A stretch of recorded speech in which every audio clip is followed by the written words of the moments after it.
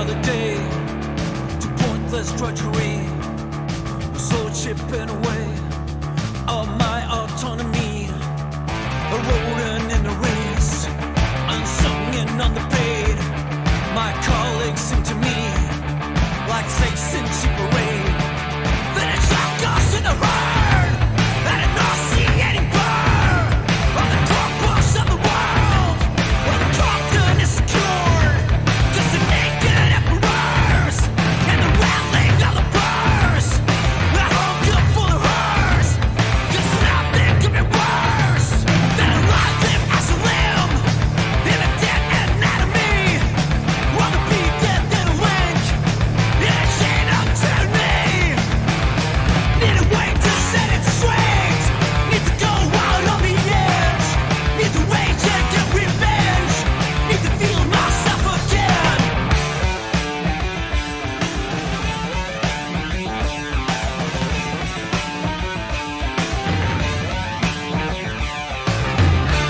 Hello guys, good to see you. I will maybe put the music a bit down because it's already blasting. Yeah, I think it will be a bit easier to talk. So I saw already the right answers on the chat that this is the music that's actually playing during the sex scene. Yes, between Johnny and Alt. Something very specific, I would say. It's a ballad of the Buck Reeves, as you probably know. Was just wanted to mention this. Amazing guys that you're here. Great to see you. Nice that you're Tyler with us as well. Okay.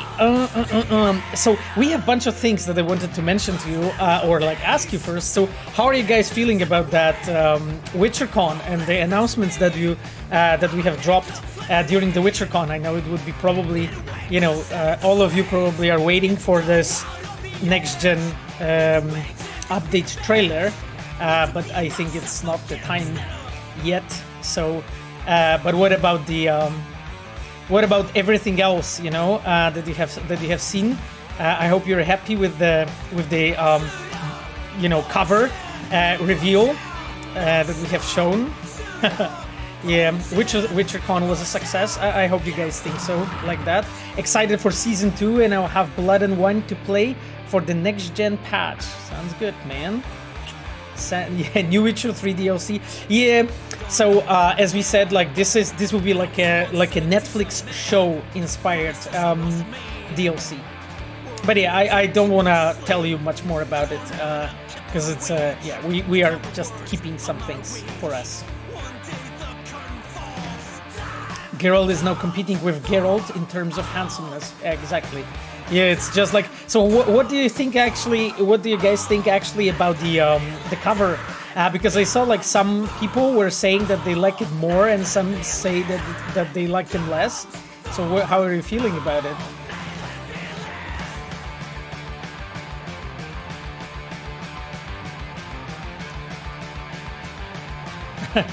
There's a question if there's date set for Cyberpunk yet. No, I don't think I don't think I can discuss the Cyberpunk yet, even though I first time hear about it here. So, so there's a question: where was Paweł Sasko on the WitcherCon? Well, I mean, the thing is, during WitcherCon, you had guys Błażej, Augustynek. So Błażej is our lead acting quest designer from Kraków team, and you also had Philip, our acting lead quest designer from Warsaw. And like, to be completely honest with you, I cannot really be everywhere. So that's it. And I'm honestly glad that the guys were there, that they were able to talk to you. And I mean, I really liked it. Yeah, it's like Supreme. That's exactly what it is. I'm glad you like it. Zira wrote, can't wait to see Triss in the next gen. Yeah, exactly.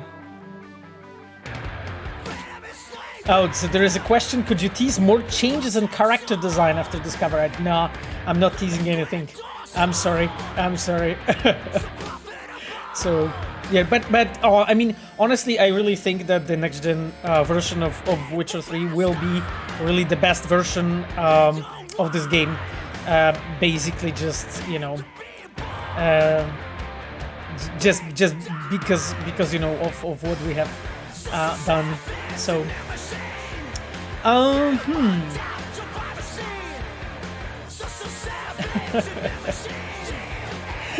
there's a quick question from Crazy Lepimont. I really like this, so I will read it. Hello, Pavel. I'm your junior worker from Quest Design team. Okay, good to see you, Crazy Lepimont, whoever you are. We are currently developing a prototype for the expansion pack. Okay, well, that's interesting. Okay, that's new to me. Could you please quickly remind me what is Mr. Blue Eye's position in Night Corps? We need it for the quest prototype, nothing more. Right. Okay, cool. Very clever bait, my friend. Very clever bait, my friend. I'm a CEO of CDPR. Tell me when DLC will be released. I mean, when you are a CEO, then you tell us. I hope you will. I hope you will. Mr. Blue Eyes is Elon Musk confirmed. I never heard of that. Anyway, guys, because there's I enjoyed your jokes. I have to admit. But we need to remind you two things. So first, we have our amazing moderators with us. Ayano is our UI producer. She's streaming Destiny 2 and some other games actually from time to time as well. You can check her out in my recommended streamers. And we have also Sapphire. Sapphire is my girlfriend, and she is also our moderator. Now, aside from that, of course, we have Reds in the chat, and you can recognize them with a diamond icon. I already saw Chivok, aside of course, of Ayano. Chivok is our customer support specialist, and so far I didn't see any other Reds say anything, but if you will see somebody speaking with a diamond icon, you can know that they are there. Revolver Serota, I remember the look of Triss from the Sword of Destiny trailer. It's a pity it didn't get into the game. Oh, yeah, well, I mean, I would say it's a natural thing during game development that happens very often, you know, when you have to like go back and revamp things and rethink things and so on. So, Tyrell Road, I'm red. Okay, interesting. So Tyler, so what's your position? Like, have you been recently hired in Red? Good to know, though. Your name is Red. Wow. Okay. Okay. Iron Road. Glad to see you guys are here with us. I completely agree. My name is Jeff. Interesting. Okay. Good to see you, Jeff, I guess, in that case. By the way, we didn't do one important thing that I wanted to do, which is this, right? Guys, I wanted to, you can say, hello to YouTube, because as you all know, this streams are available on YouTube after actually the stream happens, so you can always go there. I normally put a bit of effort into like preparing the timestamps for you, so you can like just get there and like conveniently watch everything, and just check any questions and so on. If you would want to embarrass me with something I said in the future, I think it's an excellent source of information. This is this is what I think. Look, Mom, I mean the internet. Yeah, absolutely, exactly. So guys, we have. We will be continuing playing the game. Just a moment, I already loaded it. I'll jump to it in a second. There's a comment from streamer Arnold Palmer. We are playing the best-selling game on PS4 in June. Congrats, Reds. Yeah, I actually saw that. It actually makes me extremely excited and, like, I would say very thankful and humbled in the same time, by the fact that players consider to, like, invest, their money to buy the game and just to, to check out Cyberpunk in this version. So it's nice, it's really nice. It's really great to see it, especially that I think what has happened in like 8 days, I believe, because that was the time that Cyberpunk was at that time. So it was at the time in the shop. So that was that's amazing, guys. Hero Townie wrote that he is our CEO. and he needs a DLC and expansion dates for an investor call. Excellent, excellent. Good to know that you're with us. It's a huge honor for me. It's just a matter of time, motherfucker. Crazy Leopard. I love the icon, by the way, that you're using. You know, the one that shows that you're like verified or like that you're like legit. Let me read it. We're gonna tell you a secret. If Pavel blinks with the next 5 minutes, it means the first DLC comes in July. No way. I'm not gonna blink at all. I'm not gonna blink at all. Not to reveal anything. No. Yeah, chat is only CEO. Exactly. Oh, he blinked. No, no way. No way I blinked. That couldn't happen. Machiavelli wrote, make Cyberpunk Con with Keanu Reeves and invite Henry Cavill as a guest. And let the internet shit himself. Okay, I guess shit themselves, I guess. Revolver Salota wrote, you often say that you don't have enough time to play some games or watch a movie. It's a bit sad that game is taking your time in that way, which you could devote in getting to know new worlds of art that would later help you in a work win-win situation.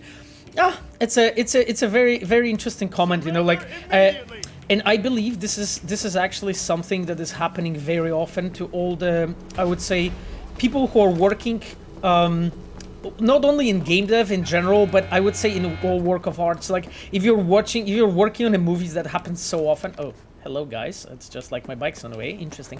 That actually happens very, very often, that you don't really have. Hey, when this is over. What happened to me? What happened to me? What happened to me? Okay, I think I just got stuck here just for a second, and I was like panicking that I'm getting killed by this brick wall, guys. It actually very often happens, you know, to like people who are working on games and so on, you know, to just like make sure that, you know, because you try to like, you know, invest all your time and energy into this, and eventually basically what happens, it's like you don't really have this much time, you know, to just your own enjoyment and so on. But again, you know, it's a thing to you decide to do as a game dev eventually. Okay, guys, I think we'll stop wrecking this place completely. I don't think that I can actually even drive here. That's very unfortunate. That's very unfortunate. Oh, thank you guys for all the subs, by the way. As I mentioned, like, I really, really enjoy and I really appreciate the fact that you're subbing, but as I mentioned, like, please do not think that you really have to sub. I just enjoyed the fact that you're here, and this is the best award for me. Wow, okay, guys, I'm leaving this car. I think this car doesn't like me. We're getting the hell out of here. I actually told you that we will be playing the, you know, that we will... that we are going to see Panam today, so that's my plan. Oh god, I just need to jump on this motorcycle and get the hell out, because they seem not to like me at all. Yeah, Panam, exactly. Pavel doesn't have Night City driver's license. Yeah, exactly, just in case you wanted. You trolls. You trolls. Okay. Let me just check my journal. Actually, right now, I think that's the one we want to do, right? Wanna track down Hellman. Start at the Afterlife. Sure, the place has changed over the years, but one thing never will. You're gonna get a question you can't shake. Head to the Afterlife. Always someone there to whisper the answer in your ear for the right price. And if that's someone's rogue shit, I wouldn't miss this meat for the world. It's interesting, like, did you guys like realize that the journal is written from the perspective of Johnny, so like as if he's like narrating it. It's an interesting bit like of how to say, like a behind the scenes observation, because like at some point when we were working on a game, we have realized that okay, we want to sort of like continue what we did with The Witcher when Dandelion was narrating the game. But in the same time, we thought, okay, but, you know, there's not that many characters that fit. That's why we did Johnny, right, who's narrating. And that's the thing. And what's interesting is, like, before you actually have the have Johnny, like you can see that the names of the quests are actually not song names. Those are just sort of like a very dry, simple names, I would say, for the quests. They're very informative, and this is of course on purpose. There's a question: what was the quest I had most fun with? Designing so far. Oh, but and are you talking like about like Cyberpunk or any game I worked on?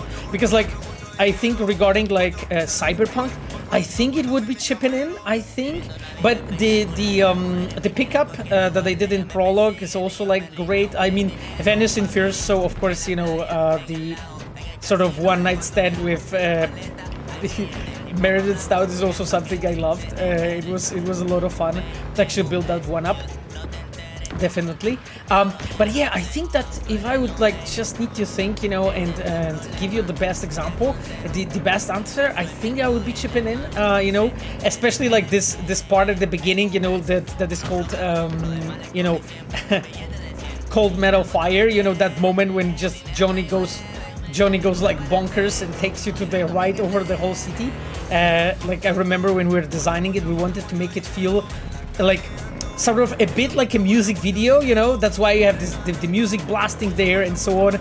There's a lot of different cuts, with Johnny doing like mad things with you. So that's like, I think Cool Metal Fire and then Chipping In is probably the one that I love the most. But there's also like one that was really awesome to design, but just super complicated as well, was Battle of Kaer Morhen in The Witcher 3. And I think that one really kicked my ass. Like that was such a difficult quest to build. And there was so many different challenges, regarding this quest. I'll just leave my bike here. And there was like so many different challenges regarding this quest that I wanted to mention to you. Like first thing is like in the Battle of Kaer Morhen as a player, you're sort of like, I wanted to give you like an impression that you're like that you're losing, and that you have to back out, when the wild hunt is actually approaching. But in the same time, you had to have an impression that you're winning because, well, in fact, you were beating them. So that was so difficult to actually do and build well, and that's why I had to introduce this moment of like actually Yennefer, slowly Yennefer like basically just losing Kaer powers sort of, and like the shield that she has created to back down, and then you as a player, you were forced sort of to go down, to go back, right? So as a designer, I had to tackle this like pretty difficult objective, and that objective was like just the fact that I had to was the fact that I had to make sure that oh god, I'm yes, that's better.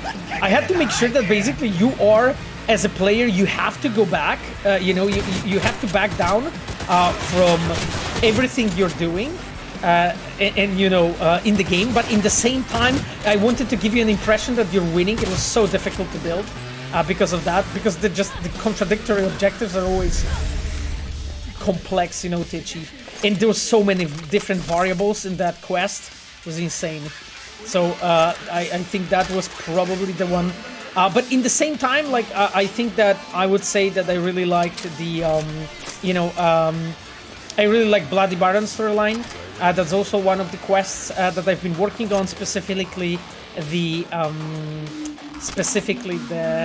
Family Matters quest, right? So that's the one that I did. Let's look at that, guys. What do we have here? Arcade Conversation. Okay, what's this? Let's take a look on it. Arcade Conversation between Genki and Futoshi. Genki, are you ready? Waiting on the signal. Good. The green light. The plan is simple. Secure the area around the antenna. Then attach the package Ichika gave you and listen out for cops. Got it. What's the situation? The scene need to be ready for a firefight? No, Arias, Krillin. But if anyone pokes their head around, you put a bullet through it, no question. Understood, leaving now. We'll let you about the antenna. Okay, Dan, no issues. Perfect. I'll stop by in 2 hours. Those conversations really get me hyped, guys. It's I absolutely love this part of standing ovation.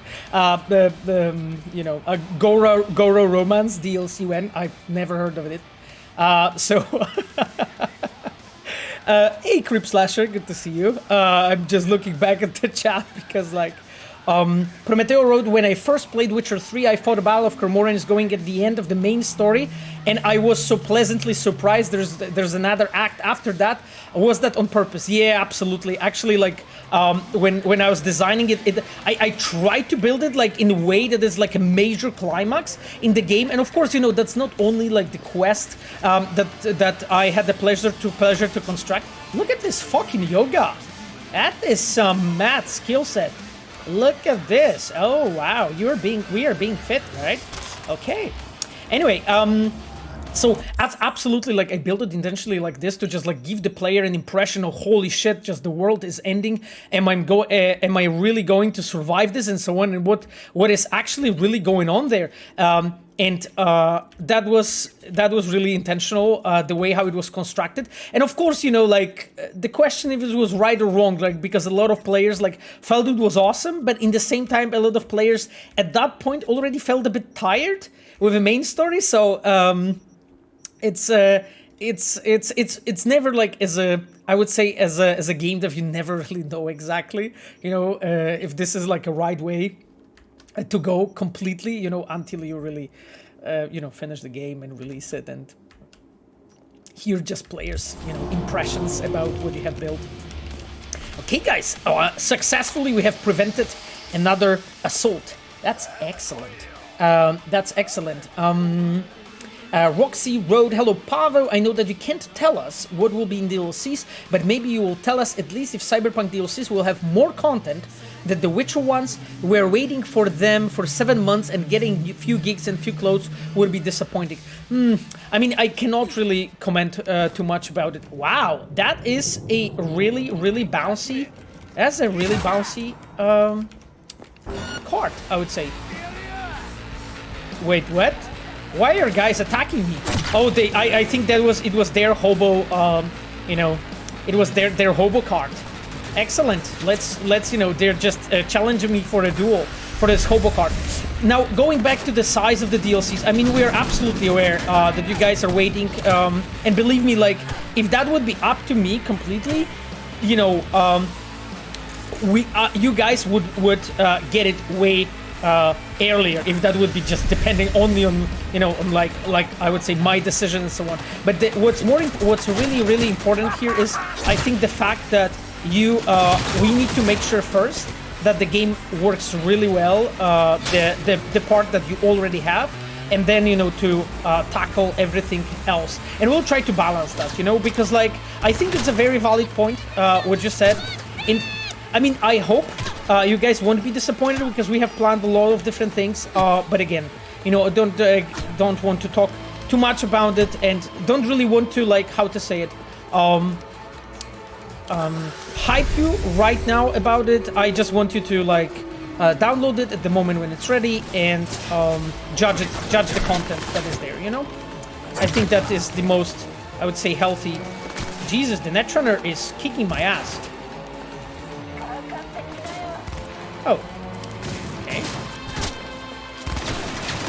Wow, there's so many of them.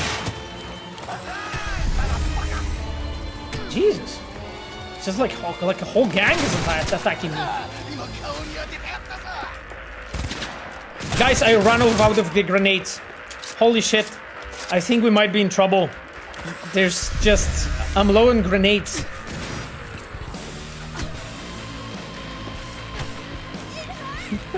God. Sorry, we'll just move on here. I'll just scroll the chat a bit. Oh, the chat is going much faster than I'm able to read it at this point. When you play Geralt in, you also use grenades so often? Well, I mean, that's a very good question, actually. That sounds like a challenge, you know? That sounds like a challenge when we will be playing the Witcher 3 Next Gen Edition, to just, like, play with a grenade build.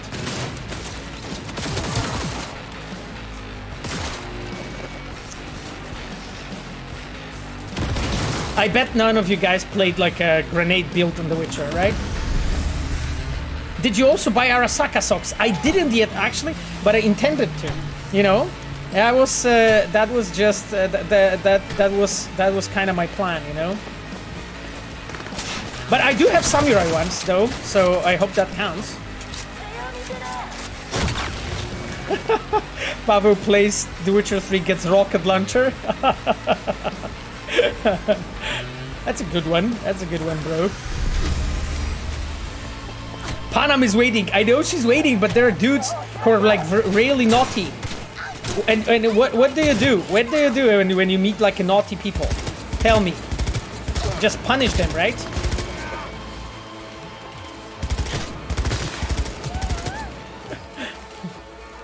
Best way to deal with monsters, rocket launcher, exactly. Just we need to like give both Geralt and Henry, you know, some hints regarding how you really. I bought socks to show my nerdiness at work. I wear scrubs at work. Okay, that's interesting. That's one way, you know, to show your nerdiness. Okay, let's look this. Like I really entered an area and there's so many. Right, because there's this marketplace. Like there's so many of them. Okay, the music's still blasting. I'm looking around if there's anybody to that should be punished. Sapphire Road can confirm that Pavo absolutely has clothes. Yeah, exactly. It's just like we'll get there. You know, go to Panam. I'm on my way. I'm on my way. You know, I'm good. There's a question: are cats real in Cyberpunk? What do you think? Like, do you think that the cat you have is just a mirage? What's your idea actually?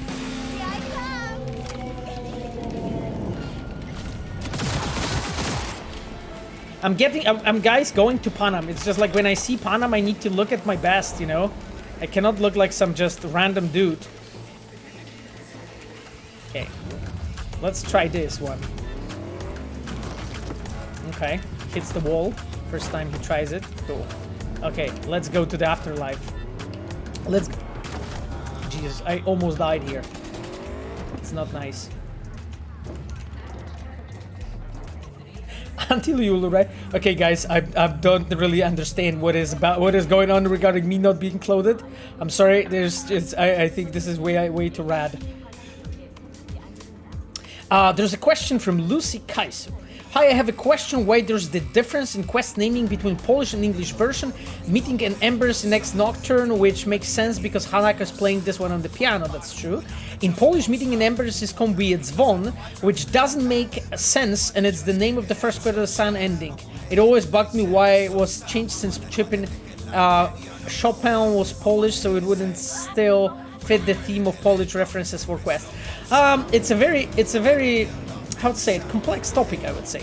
So I would start from telling you basically how our company, when it comes to the writers, is constructed. So our writing team is primarily Polish, and they write all the dialogues in Polish first, and then basically after those dialogues are sort of like iterated and approved, they go to our adaptation team, which is obviously like the team that is speaking both languages, sort of like Polish and English, in almost like as a mother languages. So most people working in our adaptation team are actually bilingual, which is actually really awesome.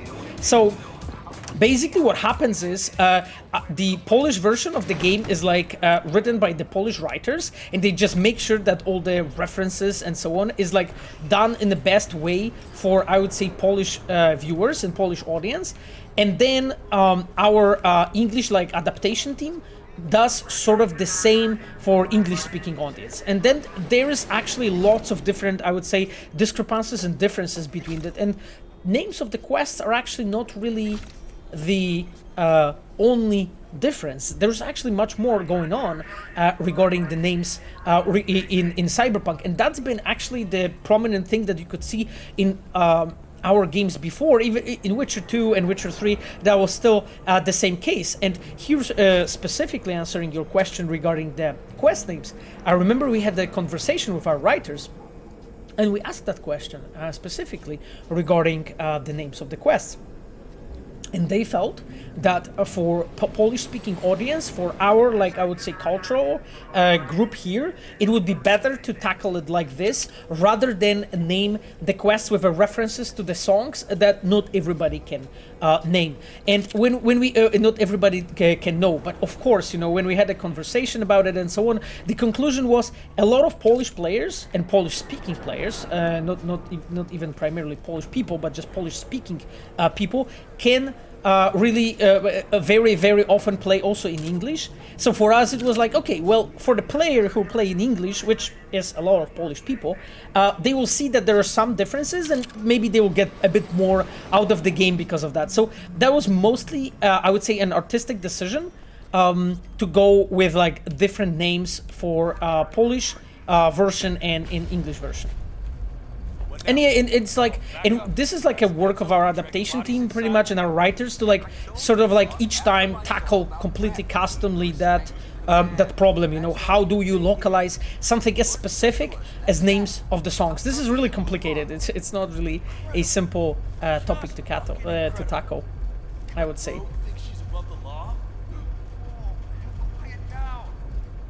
Yeah, Revolver Ocelota wrote, I have the impressions that Polish players often get bonus Easter eggs as references, for example, Nice Dupe in The Witcher 2. Yeah, that's actually really true. There's like lots of different cases when you know, like our Easter eggs are localized, and don't get me wrong, like there's like, just we'll give you an example. So like for instance, Skippy, right? Skippy in German version, so the voice actor of Skippy in German version is the star that plays the SpongeBob, right?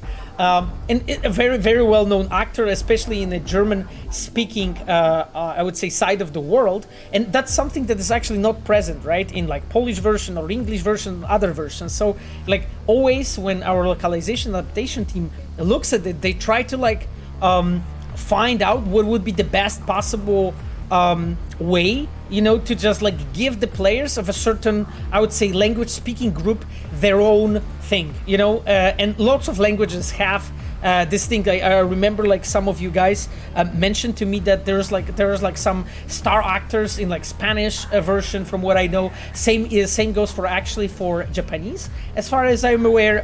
The same goes for actually Chinese. So we pay a lot of attention to this. Hey Emmerich, what's up, bro? Guarding the entrance to Afterlife, okay. Hey, how are things? Okay. How's things? Good talk, bro. Good talk. Okay, that was not the intention.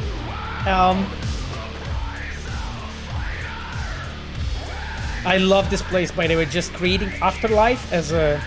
So I can tell you like another like backstory, you know, bit piece of information. The Afterlife is really an amazing location that we worked a lot on. Like we iterated like community being like those people that stand here, right? This is not like an accident that they're standing here like this, that they look like that, and so on. The topics they talked about, everything was that just handcrafted for you to just like give this like, well, the best possible feel of the place we could give you. And that applies to actually lots of different things. Just I'll just show you like a few examples. So like look at this, for instance, like a woman dancing here in the I think it's actually women and men dancing here in the water, in those tubes, right? That was specifically made here. Here you have like a team of guys. Yeah. So do you guys remember that scene before? Actually, did you catch that small thing? Like if you were here actually before, you can see the scene when they're actually preparing for that moment, when they actually went for this. I would say for this situation when this person got killed, you know, those are like mercs, you know, that were doing something specific.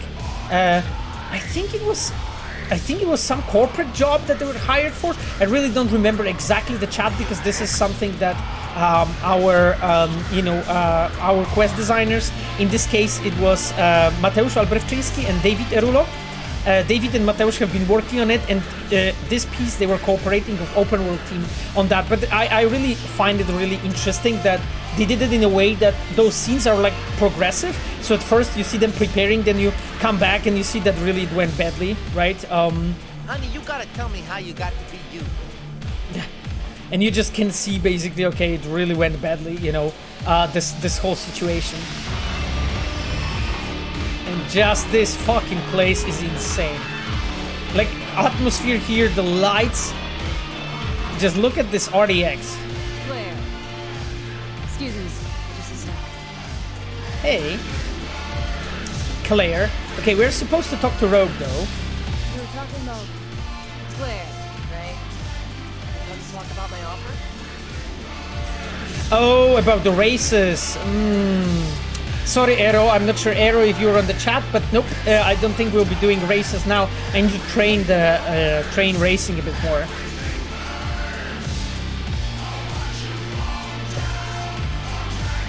Volume of the game, you mean?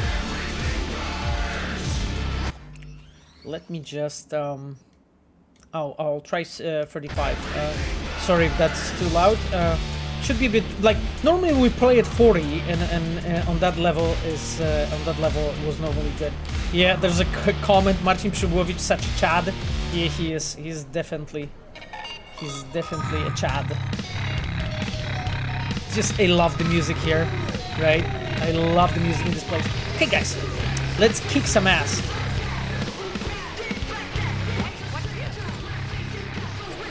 I really like the sweater, by the way.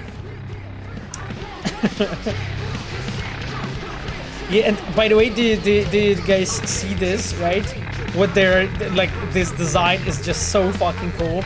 Like, basically those are the places where you keep the dead bodies, right? This is a crematory, right? Right? Like this whole place, the bar in old crematory place, right? Or morgue, actually. Like, I think it's a morgue rather than crematory, right? Because crematory is a place where we burn bodies, while this is like a place where we actually keep bodies, right? And you can see the tables made out of those things, right? I just love the design of this place, right? Okay, boys, what's up? Goodbye, okay. Yeah, it's just like this place just gives such a fantastic vibe. I didn't see a buddy here. What's up? Welcome to Night City. Welcome to Night City? Okay, cool. Okay. Oh, do you recognize this person there? I lost everything. Let me be plain. Again, solve your own problems. Clean up your own shit. Go fuck yourself. Yeah, so here... Yeah, so here you can see like a very first, like fiery introduction, right? Of like a character that will be important. So basically what we are doing here as a designers, we brought up like Panam to your attention as a character for now, right? Like we do not, as a designers, point here to you as a character you should talk to, because the rogue is the one that you should talk to. But Panam was the one that was arguing with her, and then you can see that there's this conflict going on between them. There's a question, can you tell us how you picked all the songs for the soundtrack? Oof, honestly, I really haven't been working on it, right? Because like the thing is that the soundtrack, of course, you know, that was something that was handpicked, you know, but by Marcin Przybłowicz, our like main composer, while, you know, of course, Piotr Adamczyk and Paul Leonard Morgan, those they have been, you know, together, you know, also like helping out, especially with composing. But Marcin was working with a lot of external partners and so on to prepare all that soundtrack. So that's been basically Marcin's imagination. I know a lot actually from him regarding how it was picked and so on. Like for instance, one of the things that we really wanted to do regarding the music, like for a lot of people, like music of Night City music of Night City and like how this place should sound, sounds like it should be sounding like 80s, right? And everybody says, yeah, it should sound like 80s and so on, because that would be like a typical thing to go with. But after some investigation and so on, I remember a conversation with Martin when he said that actually what they wanted to do, they wanted the update, like sort of like a feel of a cyberpunk, and give it this 90s vibe. So that's why this music is slightly different than what you would expect, and basically everything is like all the music for 2077 is like deeply ingrained in 90s actually, which I find really intriguing, you know, that Martin found out that actually that Martin found out that actually like 70s 80s is not a good way to go with. There's a question, why no perturbator? Oof, I have no idea, you know. I have no idea. To be honest, like as I said, like I haven't been behind this decision. I suspect there was a lot of good reasons, because usually there's plenty of reasons why things happen like that, you know. Something the matter? Okay. Doing Dennis. what? A business opportunity. Cargo transport. Get from A to B, quick and quiet. Interested?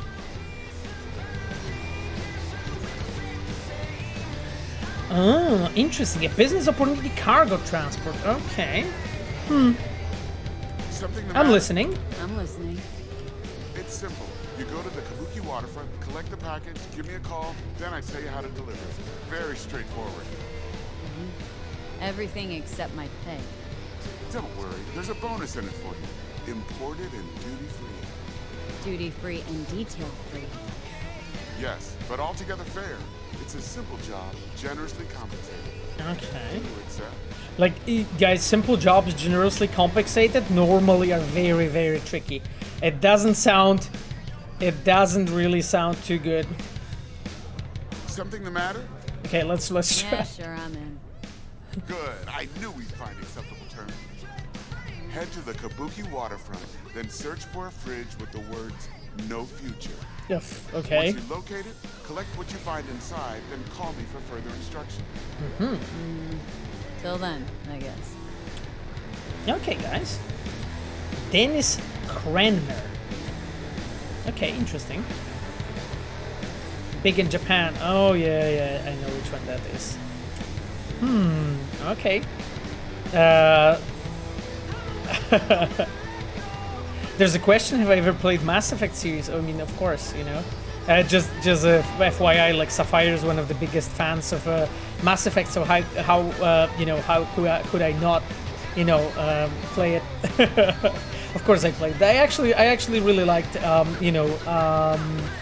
really liked the Mass Effect series, to be honest. I think the second one is my most favorite one. But you know, overall the whole series is good. Overall the whole series is good. Okay, can we talk? I mean, hello. Rogue? Wanted to talk. It's okay. Okay, Dennis, move. I like the fact that he has like a single bullet hanging on his neck, bouncing always. Okay, cool. Not here. Not Rogue. here. Who are Hey. you? Name's V. And what is it you want, V? All these years, it's really her. Fucking Rogue, just kicking it back on a couch at the Afterlife. Don't mess with her, she's got MRIs, see right through you. Give her the truth. Yeah. It's really interesting, you know, bringing back the character from like You're wasting my time. Cyberpunk 2020, and just like giving her like this new feel, you know, because of course, you know, players who play 2020, you know, tabletop game, they know this character very well from the lore, and it was an interesting challenge to like give her like a new feel and so on, because like as you guys probably know, like she haven't been like a fixer of like Afterlife, sort of like a queen of Afterlife in a way, in 2020, and that was something that we did. Like we did this like gigantic leap, you know, from the point of her past and so on. And I see that Delamain 21 redeemed behind the scene story, so I can tell you some things regarding Rogue specifically. So basically what we have been doing as a designers, when we knew like, okay, we are going to face this challenge of like building the character that is like very well known for the players from the past and like find her like completely new place and so on, we simply decided, okay, we'll just take Rogue and actually place her in a completely new place, and that place was Afterlife. Make her like a queen of Afterlife to show basically something that we call a story arc, right? The transition of character, the change. And then here, while interacting with Rogue, will let you as a player understand and know, okay, what actually has happened from 2020 to 77. What was that about? Girl, what was her grade? Why don't you ask her? Might still be around, sniveling in a corner. Oh, right, because I think you can actually go after Panam if she leaves, and then she has... she's like talking on a phone there or something. I remember that. Pick up a pace. There's a question. Oh, it's a really good question actually about Rogue. Why Rogue look and behave so young? She must literally be almost, or actually 80s by the moment. Yes, she's like, I think 70 something. But she looks 55 and walks around like she's 35. Yeah, exactly. Are implants the excuse? Genuinely interested. Yes. So actually it's a really excellent question. So if you look at the Rogue, can you see basically we have replaced completely, her spine, and you can see here that basically there are implants that are sort of like holding her together in a way. And when you will look at the Rogue actually from 2020, you will see the progression in her implants. And that was basically our, I would say, idea regarding this character. Like, we wanted to make a really attractive woman, attractive looking character that would be like, I would say, maybe somewhere behind her 50s, so kind of as you said, like that she looks 55, but in the same time she will be able to perform all those actions as a mercenary still and able to help us and so on during the game. So that's why, when you look at the way how she's built, you can see, the cyberware, and cyberware on her face and on the eyes, and there's natural, progression from the way she looked in 2020 till now. Anders Hellman, need to track him down. Need your services. Gotta track a guy down. Mm-hmm. Anders Hellman. Hotshot engineer, worked for Arasaka. Millisec. Hanako Arasaka, 78 years old, but she looks 20. It's money. Yep.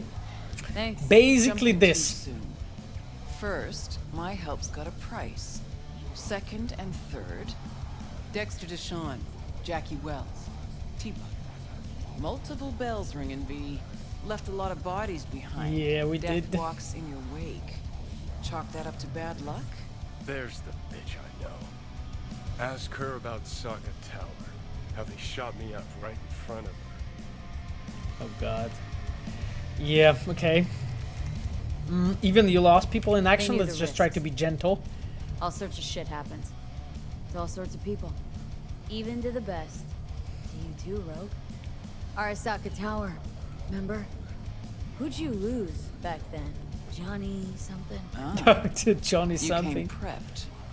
Of course. You came prepped. Anyways, feelings be damned, I've always said. This is pure biz. You need my help, so get those Sugar eggs Mommy DLC with Hanako. Oh, and there's Miles. Exactly. Hey, Miles. Good to see you. Miles is, of course, our senior level designer. You guys probably know Miles very well. Miles is actually streaming as well. So if you are like interested in like, I would say gameplay focused, level design focused, art focused streams, I think it's every Wednesday, right? Miles. So just check Miles. Miles is, of course, in my recommended streamers. And of course, great to see you, Miles, here. Good evening, Nexo. Great to see you. There's a question. How often has synth skin to be replaced? Does synth skin say age? Ooh, it's an interesting question. I think it actually does age in time and needs to be replaced from time to time. Absolutely, because the real skin, as we call it, because that's like the brand of the skin that you have is like basically they're breeding like that kind of skin, artificially creating it, right? So it needs to be replaced. I would say every couple of years. I would suspect so, especially when you have a job as dangerous as let's say Rogue has. You can get shot in different places and stuff. It's probably good to replace your skin. Okay, well, I mean, we can pay her be already, so enough. whatever. Come back tomorrow. We'll talk. Okay. Okay, so Rogue will organize things for us, guys. That is great. Okay, so I'm feeling like we just... This team is actually really cool. Like, I remember, like, we paid attention to all those appearances, you know, to just make sure that you have, like, really fucked up people here sitting. So that as a player, when you just walk in here, we just give you this impression of Hair being a queen of Afterlife. And also, like, you can see basically, like, her pose, right? Look at the pose that she has. It's a completely custom, you know, pose that has been prepared for her to just, like, give you as a player this vibe, you know, that she's there. And, you know, I moved away, and then Dennis stands in my way. And then he felt that, you know, he felt that I want to, like, cross, so then he, you know, of course, went on the side. But it's because I'm just, you know, getting closer and back. And one of the interesting things I wanted to mention to you is, of course, the staging, right? So the fact when I was here on that side, you could see Johnny here in the corner, right? Of course, you know, in a way that as a player, I'm gently, look how designers in, like, very gentle way have been leading me, right? Because this whole path on the right is blocked. So I was asked basically to walk here on the left, right? And for me as a player, it's absolutely obvious that I'm supposed to walk here and look here, right? And just basically see, and just, like, talk with her. So this is a cool part. Okay, guys, I think what we are doing, we will do, we will actually probably do the big in Japan then. And in the meantime, and I think then we'll be back with to Rogue.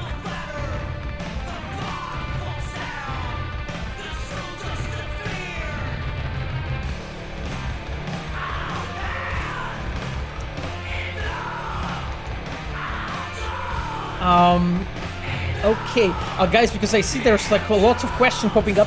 By the way, like, if you guys have, like, a level design on art focused question, just feel free to, like, tag Miles, and if Miles is like so kind, he will definitely answer, because, you know, Miles enjoys discussions like that for sure. Okay then, I think we can just slowly move on. Heart surging #1 in Japan. Yeah. Okay then. There's another question. There's another points redeem from Simar6565. Actually from some time ago, regarding a storytelling trick reveal. So I can actually talk to you basically just a bit more regarding this, guys. So regarding the storytelling trick, there's actually something that in storytelling is called the flashback, and probably interesting toilet. It's called the flashback, something that you probably heard about or know about. So, guys, outside of just that, you can also, or maybe you have heard about something that is called a flash forward. And I don't know, you probably recognize or get, you know, the impression. Okay, what actually is the flash forward? My bike is really far away. Are you coming? Hello? Interesting. Okay.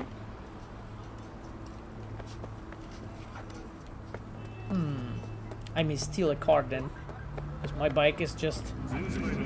My bike is coming, but it's coming through the whole world, it feels.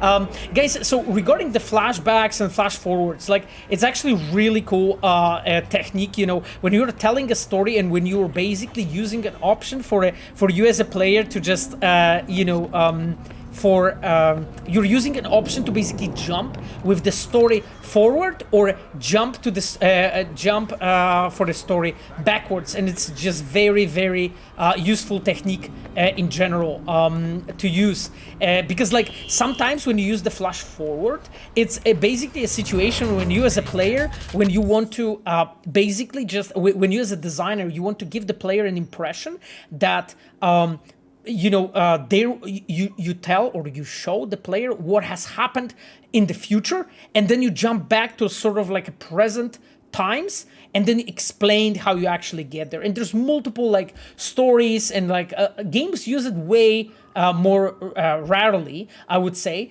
For instance, Witcher 2. Witcher 2 is actually a really cool and interesting example of a flash forward kind of storytelling. So it's a situation when moderate dangers looks good. So it's a very interesting situation, very interesting example of flash forward. It's a situation when you as a, when Geralt is being interrogated by Roach, right? At the very beginning, we learn, that Geralt is in prison and something happened, and we slowly like tell that story through that series. So we have like flash forward and flashbacks combined together. And then, of course, flashbacks are situations when you're applying something from the past. And of course, in Cyberpunk, for instance, we have lots of different flashbacks that you could have seen. Of course, in the game already. Like for instance, the Never Fade Away is one of those, I would say, examples that just like a lot of players bring up as the quest that they liked. So.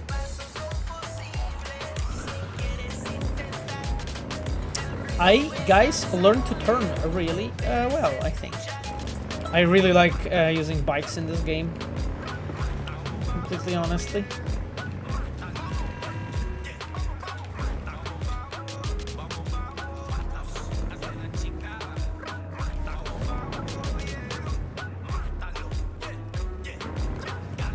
There's a comment from Serm. There's a Steam background called Rogue AI. Care to comment about that? I have no idea what that is. Is this confirmation about Mr. Blue Eyes group run AI as a Johnny? Good bait. No, I'm not commenting on Mr. Blue Eyes, guys. You need to find out on your own. I think I'm sure that you guys will do it. I'm positive you can do it. No.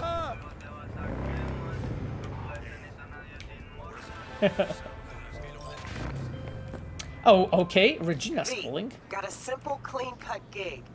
Need you to zero someone who's been extorting regular, hard-working folks. Ooh, really, Regina? Name is Blake, and he is one slippery motherfucker. Blake is a slippery motherfucker, guys.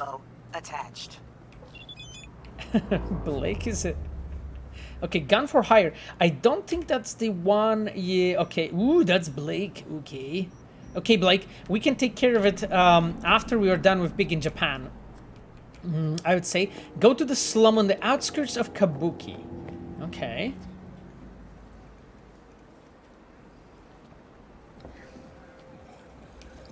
Oh, and I see that there is a recommended reading already from AZW Starcode 82. Let me think, actually, because I've been like recommending you lots of different books so far. Let me just think about something that we didn't talk about yet. Let's walk through here. Okay, are we supposed to? That place is really interesting, I have to say. Oh, I walked over that. That place is really interesting as a location. Holy shit, okay. Find and open the container with no future graffiti on it.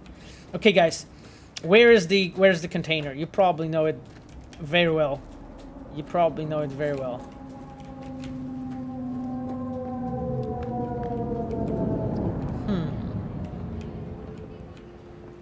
Knowing the level design team and like the quest designers, what I would do, I would just place it like much deeper for a player. Okay, that's a nice place to be.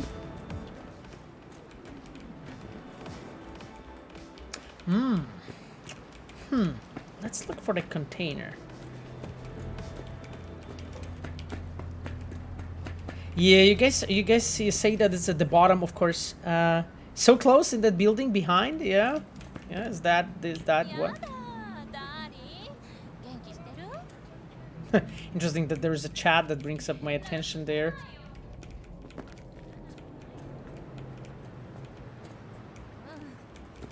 Huh. Here's an amazing question. Which quest took the longest time to piece together and required the most work from various teams and why? Damn, I sat so close. Don't worry, I will find it. I'm just like walking around. I'll see it in a moment. I'm just thinking. So, which quest? I think it would be like Love Like Fire, actually. So, like the opening quest, sort of after the prologue. Like this would be probably the one that that I would think took the most. And why? Because like there's so many like custom sequences and so on. Oh, here you go, guys. Follow the market. Don't worry. Don't worry, don't worry. I'm doing my best. I'm doing my best. You know, like, yeah. So guys, regarding, I think it would be Love Like Fire, and the reason for that is because like I'll go back in a second because I just want to check if there's any interesting loot here while I'm talking. So guys, Love Like Fire actually took the most time. I think it was really complex just because of all the sequences, especially happening in the past. It was also not difficult technically for a quest team and cinematic team and writing team, but also like, let's say, you know, like our tech teams regarding the streaming, our art teams and so on, to build that all those locations. And also that math sequence, you know, that happens during the you know, during the chase with like one of those three assassins, right? It's just I think it was insane. And there is a question why it took that long. First of all, because it had a lot of exposition, it had a lot of moving elements, and just the difficulty of the design itself has been fairly high. But another thing was just the fact that the just the fact itself that this quest had just so many custom elements, you know, just that whole chase and just the shootout and all those scenes. That was difficult. Hey, bro. Shit. Oh shit. Are you fine? Rough shape, but alive. Is he alive? Dennis has to say. Okay, Dennis. So V's calling Dennis now. Hey, got a status? Find the package? Couldn't told me the package is a person. Package was a man. If it was a box of bananas, I'd use the post office. Get over it. Well, he's right, kind of thing. The ambassador to Mexico, Jesus, it doesn't matter who he is. Ambassador I of prepared Mexico. a car for you. Put the man in the trunk and head to Northside. The address is in the GPS. Okay. Okay. One more thing. Watch for tigers. They've got their sights trained on your new companion. Right, okay. What? Asshole hung up. Okay, I suspect it's gonna be very cool. Let's pick him up. Okay, bro.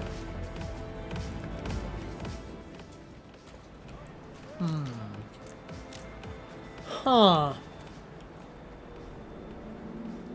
Cogito wrote, are there gamer personas you guys use target, like use personas in standard software dev?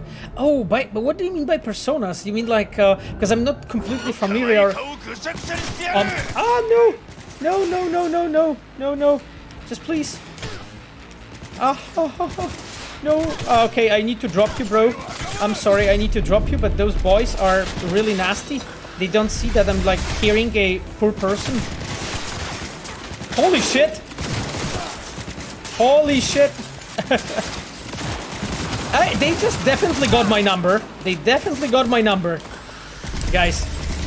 Definitely. So, Cogito, can you explain what personas are actually in software development? Because I'm actually not sure what personas are. Can you tell me? Because that actually sounds really cool. Is it like, I suspect those are not monsters like in Persona 5? Or like, you know, Persona games in general. So what are personas in just software development?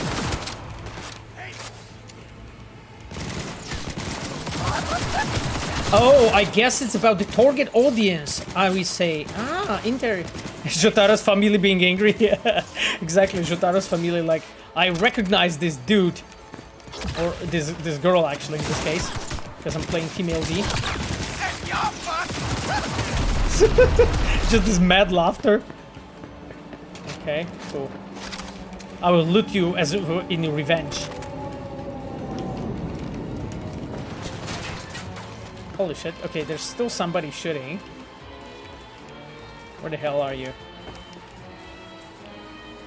Okay, let's heal up a bit.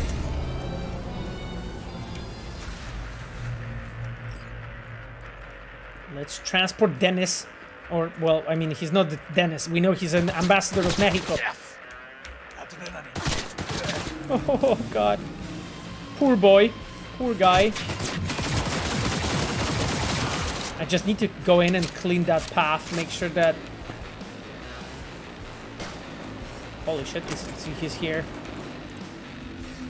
Personas are just as fictional players you imagine to test if specific feature or quests should fit them depending on their personality and taste. Wow, that is really interesting. Okay, I mean, I don't really think so. I mean, so one thing that we are doing, and that's, I think, in a way, what you have in mind is we are, as a designers, always trying to think about, like, okay, you know, if player, let's say, likes stealth, right?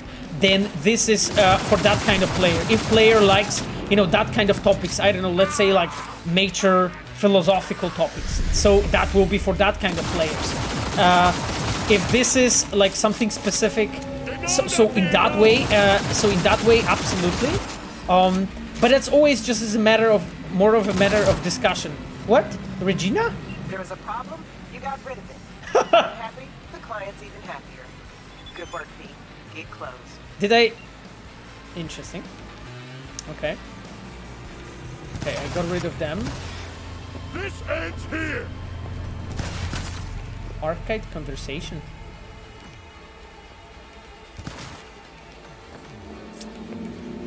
Where is...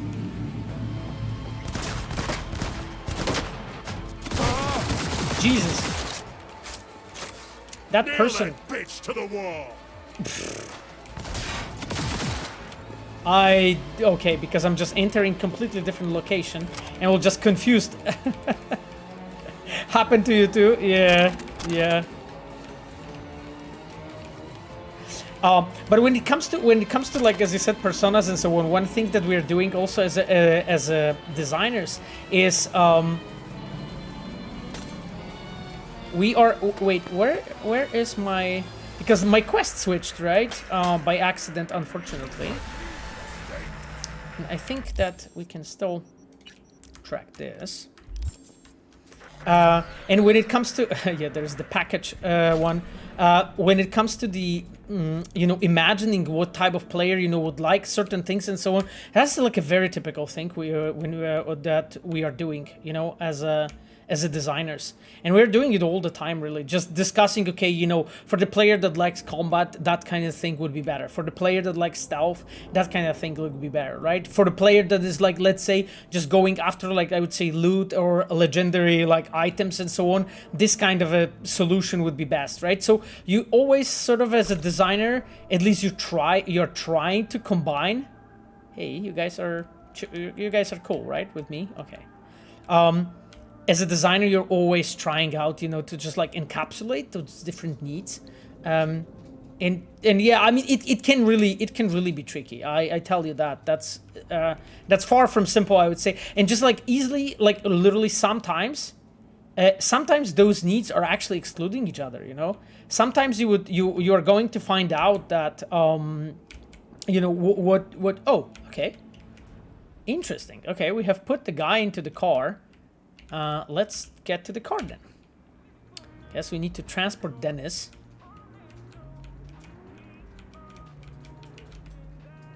Oh, it shows here. I guess I'm supposed to go here, yeah. Oh wow, guys, we got in the fucking traffic. That's terrible. That's terrible. Huh. There's a question, was Cyberpunk stealth inspired by Dishonored series? I think Miles actually could be a bit better to answer this question. Miles, if you care to like add anything to it, because like I would say yes in a way to some extent, but I haven't been like too close to like development of gameplay features themselves, especially stealth. So I can't really tell you that much. Like we've been like working together with gameplay team, level design, and so on, but like it's not like a quest team has developed, I would say, the whole mode, you know, so I cannot really tell you that well here. Let us pick our where is our radio that we like.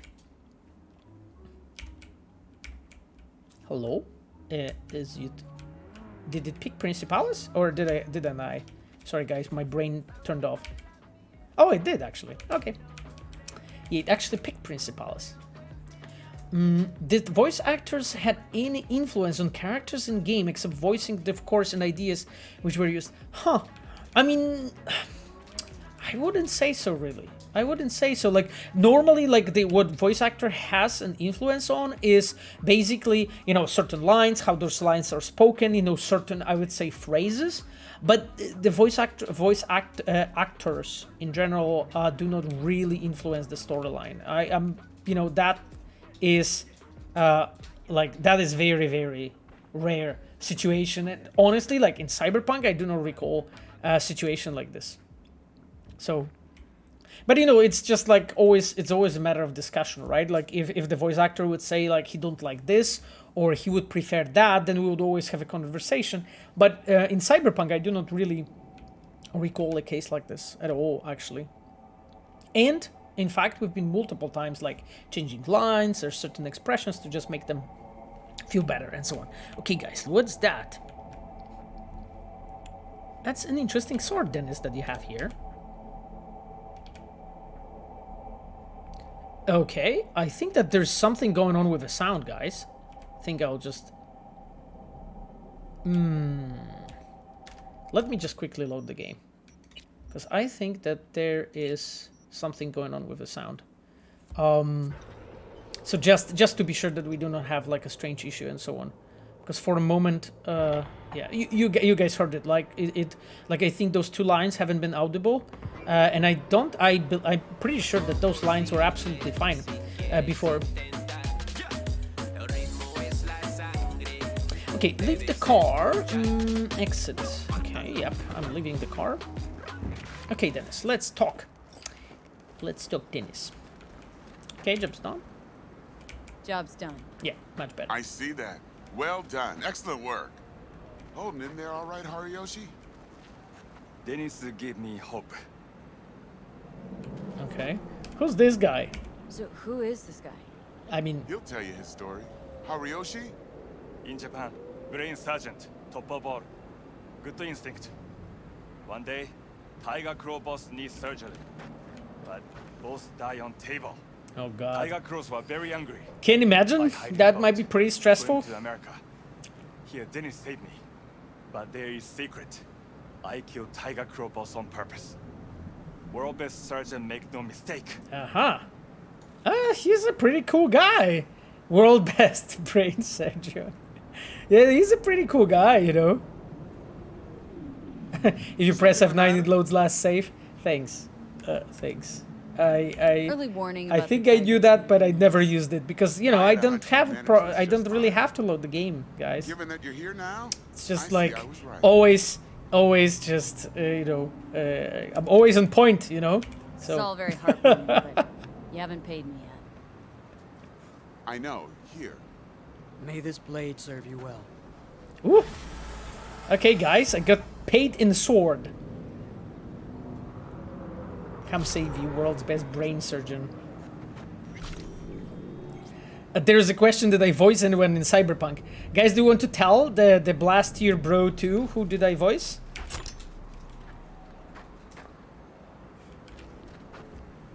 What's your name again? Brain sergeant, world best. Good instinct. No, I'm not voicing BLV. I'm not voicing BLV. That's not yet there. I'm not yet there. I'm just way simpler. Yeah. I mean, so Blaster Bro 2. Yeah, I actually voiced Kaer, Urdine, and River. Those are mine two voices that I did, and not any scene but both sex scenes. So so this is my voice work. And another one, if you're going in a hotel motel and you're like standing by the doors and so on, you hear this like absolutely fucking mad voices behind the doors, right? So like all that moaning and so on. There's, for instance, like a moaning, there's like a chainsaw, there's like a pig, like a sign of a chain and so on. That's also me. So behind the door, and I'm like between like 20 doors there or something. So yeah, we had fun. Where are you from exactly? ブレインサージョンとワールドベストグッドインスティンクト Well, I mean, I have to admit, that's just like Sapphire's like roasting me. Sapphire's roasting me. I mean, guys, to be completely honest, you know how difficult it is to actually moan in a believable way? Honestly, just you need to try it once. It really is not that simple. Just throwing it out there. I know that maybe not everybody had this experience, but anyway, just wanted you to know. So yeah, this is who I voiced. I'm very proud of that. I'm also like dealing in reading charts on the stream. So that's like my second my second gig, sort of.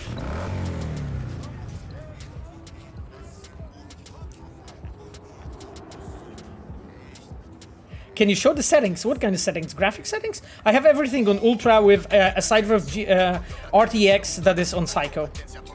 So just that's basically porn industry looking for acting like Pavel. Thank you. I mean, I'm glad that any industry is waiting for me. So a work for Rogue until it's ready. Okay, well, that's fine, Rogue. That's fine. I don't want to skip time because I'm not this kind of a player. So I will, in the meantime, see basically what jobs actually we have in a vicinity. Go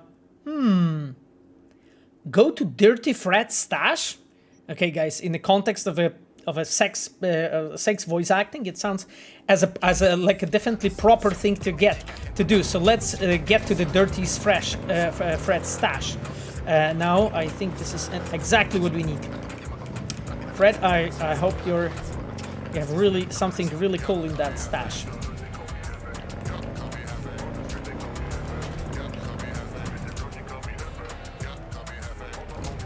Are the graphic cards in the future at reasonable prices? That's a good question, actually. I don't know. We need to do some world building, to just like make sure that the cards are. Oh, sorry, guys. I meant to stop and I just start driving forward. I don't really know if the cards are in the reasonable prices. Considering how it's going right now, I don't think so. But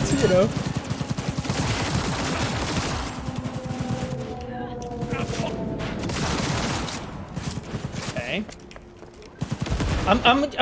Guys, I'm just missing grenades for my grenade build, by the way. I just got rid of all the grenades.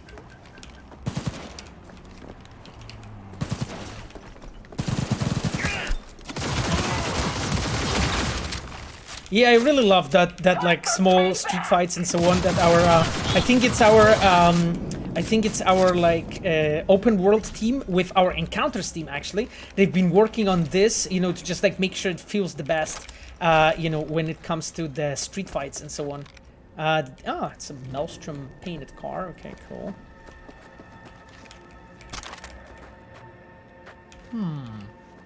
Interesting. So I intervened. Here. I'm just looking if there's any valuable loot. Hope I am able to get 3080 for Witcher 3 next gen. Oof. Bro, that is gonna be fucking glorious. I tell you that on the 3080. That is Frank Dreben's style of parking from Naked Gun. Yeah. There's no Bitcoin 2077 or any other crypto, only Eurodollars. I guess there's not a lot of mining going on. Yeah, that's true, actually. That's actually true. I remember we had like in the team when we were discussing like, okay, should there be like a cryptocurrency, in Cyberpunk and so on. But then we reached the conclusion like going over, considering, how the network looks like and net running looks like. Interesting. How the network looks like, net running looks like, we reached the conclusion that, probably that's not really too believable or would look completely different. Okay, Fred, show me that stash, bro, of yours. Okay. Guys, I just parked. I'm not that terrible in fucking parking. Why are you scared? I'm okay, honestly. Okay, guys, how to get to the fucking Fred stash?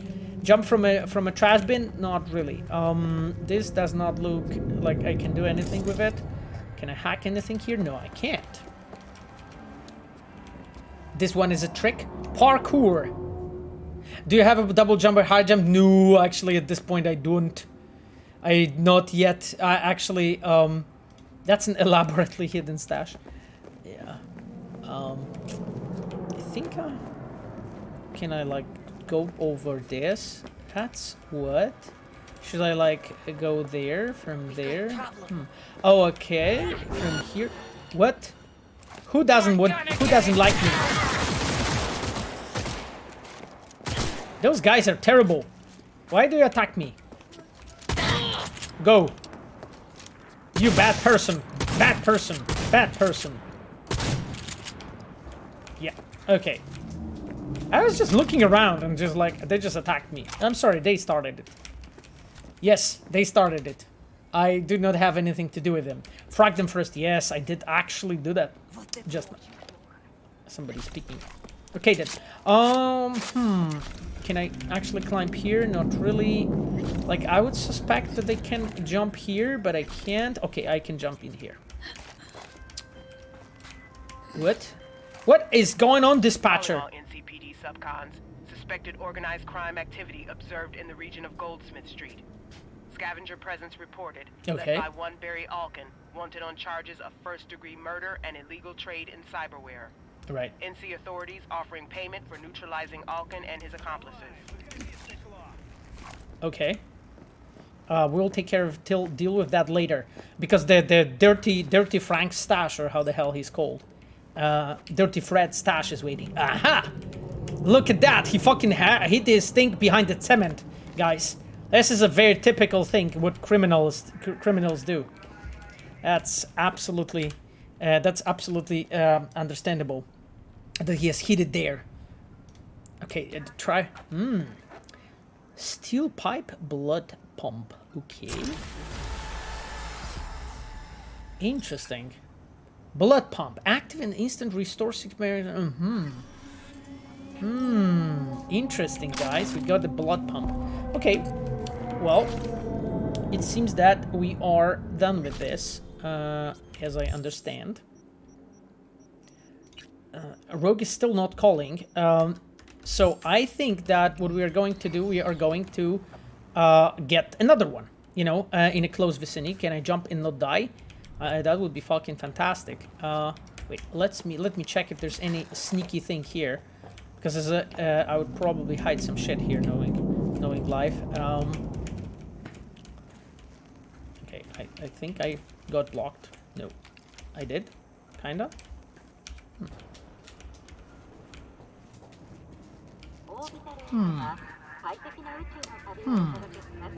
Okay then, I think I'm done with exploring these scaffoldings. I don't really see any icons for any loot, so let's go.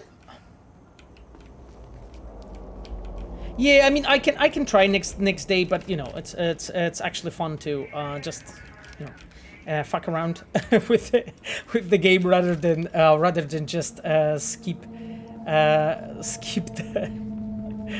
the time. So yeah. Okay, guys, let's go. So what I'll do right now. Who knows what we might find? Huh? Who knows? Actually, exactly. So let me get. Sorry, guys. So fucking crowded recently. No. I didn't touch you, bro. I'm sorry. You just They all have this very flexible knees, you know. This is what happens when you like install cyberware like this. I tell you that.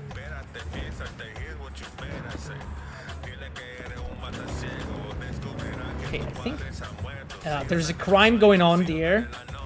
But okay, let's go.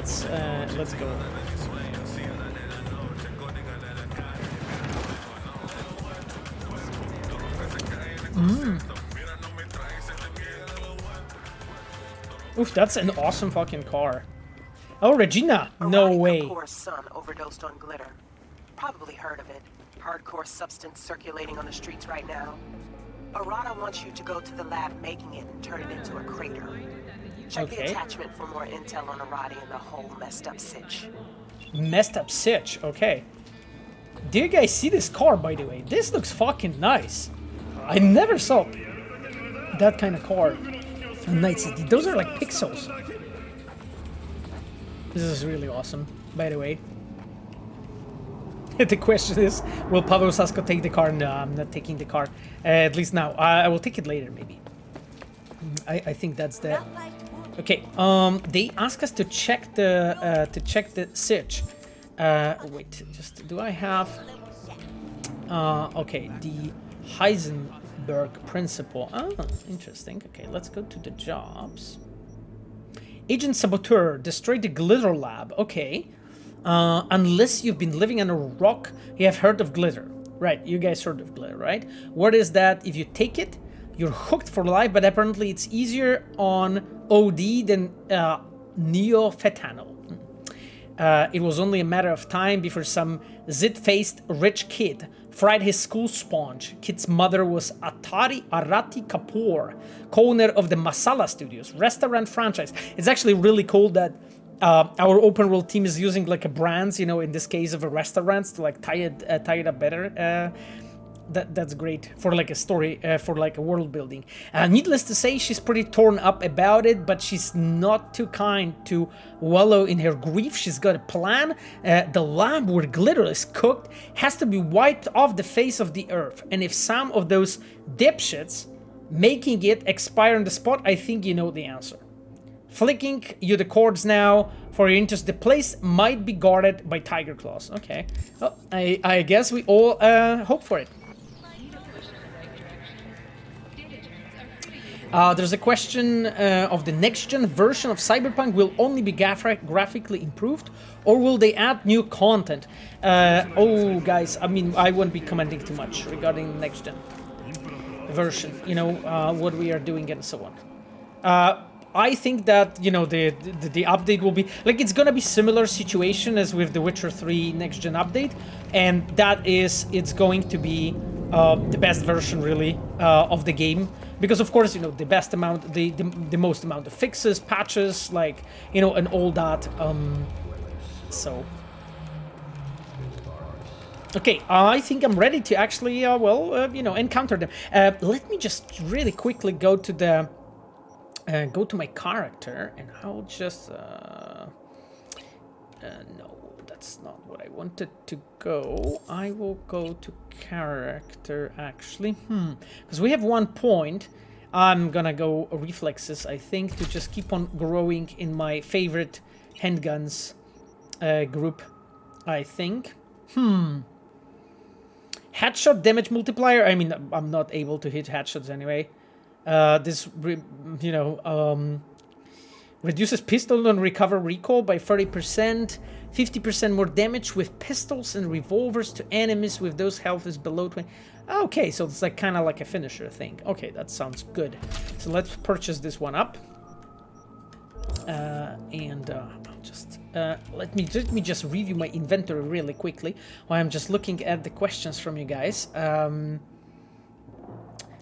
There's a question: what's your favorite character in Cyberpunk? It was actually a bunch of this question was asked, you know, a bunch of times already. I think like one of the most favorite characters for me is like the ones that maybe, you know, I had some pleasure to work on in a way. So actually there was like multiple characters like that, but you know, I really like Meredith Stout. You know, I know that she didn't have this many quests in the game because there's, I think, 2, right? The pickup in Venice in Force that she's involved in. But I really like that character, her character in the game. So that's, I would say, something that she's definitely on the list. Like another one would be for me the, I would say probably Rogue. You know, the one that we just met. Rogue is also like the one that I was working a bit on. The reason for that is, that's power shotgun. Yeah, Rogue is another one, you know, because I've been working on, of course, you know, the quest, the quests for Johnny when Johnny takes over. You know, like this whole chain of quests that starts from, you know, chipping in and cool metal fire and goes up till the point of end of like a supreme. So there's, I think, 6 quests. By the way, all those quests are named like, because the quests in Cyberpunk are named after the songs, while these ones and these quests are actually the only exception that is not named after the songs that are songs from outside of the lore, I would say, because all the quests have are referencing some kind of a songs, while those one are actually referencing the songs by samurai, of course, from the lore. So I think that's why that's like a part that I really enjoyed, like the fact that we have done it like that. I like that, and of course that was like intentional. Okay, I'm getting rid of that. I like my hat way too much. Let me check my jacket. Oof. The Claverco's Rainforest Tactical Harness, 64. Okay, that's a barely noticeable difference, and I like my jacket too much, so I'm not using this one. I'll dismantle those, because yeah, I'll just dismantle this. I don't need it. Aloktak wrote, "Hello, Pavel. When creating the Cyberpunk storyline, were you guided by William Gibson's Neuromancer? How did the characters survive the nuclear explosion in the Arasaka Tower, such as Kaer Eurodyne, Rogue? Will the protagonist's cyber psychosis be realized?" Oh God, it's a very loaded question. I would say I'll try to tackle it one by one. So first of all, there is a question of inspiration by William Gibson. I mean, in a way, yes, of course, the game has been inspired in some way, because of course, we've been looking at other, I would say, works of art, on the field of the on the field of cyberpunk. So in a way, I mean, of course, we have been inspired by it, but by that. But I was pointing it out actually multiple times here on the stream when we were talking, that we are always, like, as a creators, very careful regarding like what we are actually using, as our references, and what we are actually as I think I can dismantle those already. Yeah, because this one has the best armor. So I'll get rid of those.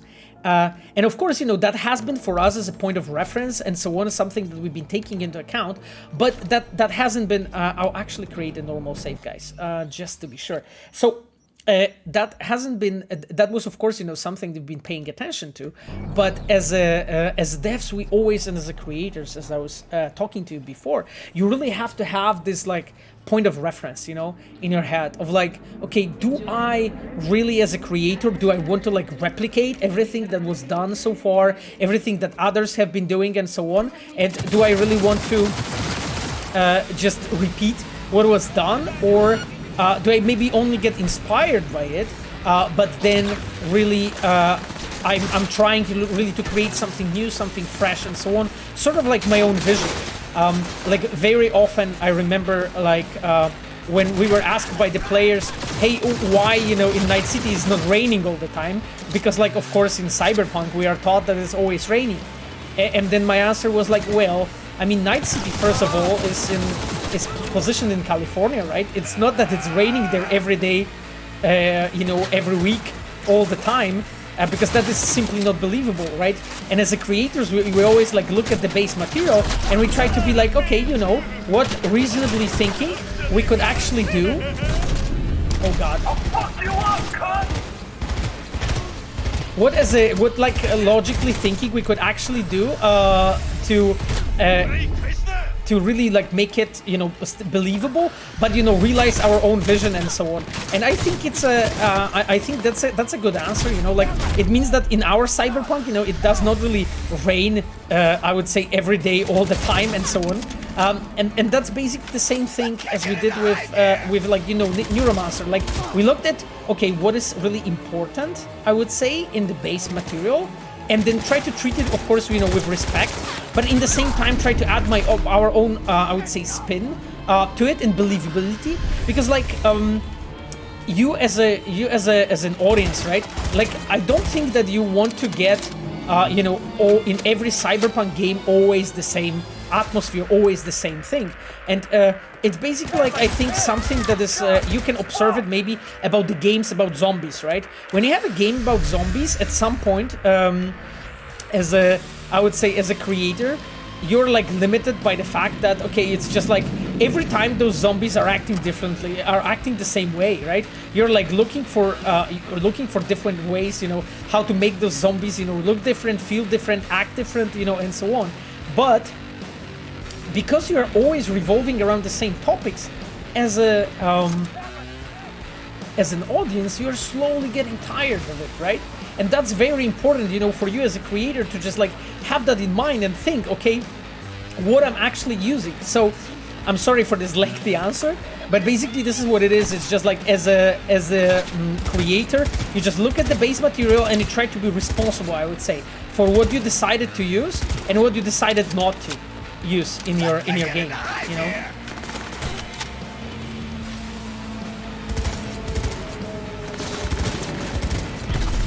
Oh God.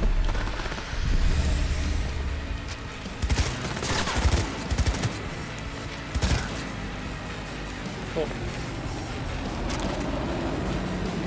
You guys, I need some ammo because my favorite handgun doesn't have enough ammo. Let me just run really quickly over those dudes and just check if what I can loot here from valuables. And maybe they dropped some grenades, right? That would be ideal. Oh, okay. Yep, I'm not attacking you guys. That's all fine. I'm all cool.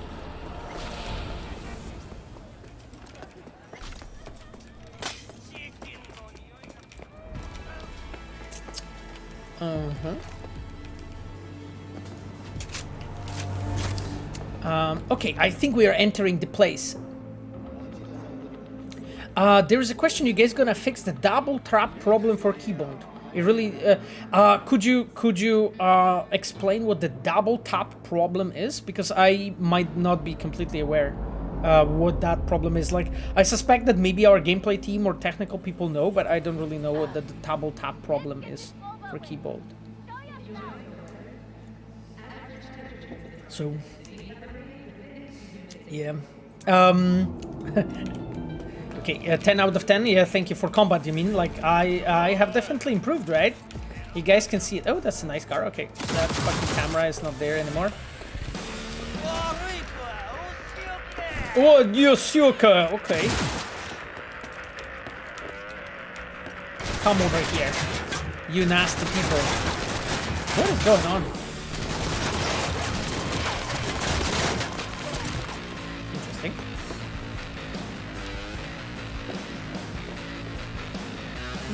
Interesting. I have to admit. Craft ammo, dude. Yeah, I mean, we'll see. Like, if I'll have to, we'll go into crafting definitely. For now, it's fine. You know, for now, it's all good. I'm definitely seeing your comments. By the way, guys, because like I sometimes hear your comments regarding like do you guys know about this, or did you guys fix this, or so on. Like first of all, I wanted to assure you that we're looking at the bugs that you guys are reporting, and like if the certain bug is like reported the most and so on, or when we are seeing that you guys have a problem with certain thing, that's definitely becoming like more and more important for us, and it like appears I would say at the top of our list. So I just wanted to let you know that that's definitely something that we are doing, and for the past, I think, because that's cool. Cyberpunk rulebook. That's cool. I have to admit. Like one of the things that we're always doing, and we have done it in the past patches, was like we're always looking at the bugs that you guys have been reporting the most and try to attack those the most. And I think that you could see it quite a bit in the game already. And I remember that like sometimes like people ask, hey guy, have you guys fixed that? And then we check it, and it turns out it was fixed like multiple patches ago. It's just of course the players cannot be completely maybe up to date with every patch and so on. But what I wanted to emphasize is like if you're like wondering, hey, do they know about a certain problem or so, no, just make sure to send it to our customer support. Like they are really great when it comes to like reporting, oh, my technical ability is not high enough. That's not nice. I had actually.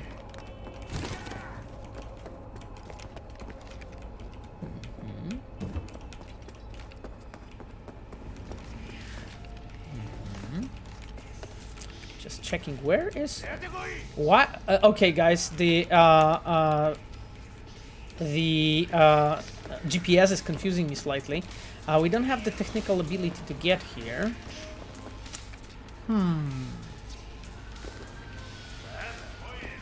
What are other options?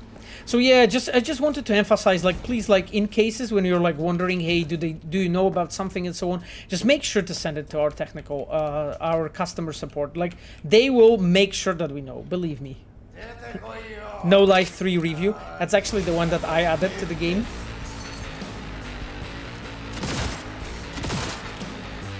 Bad camera.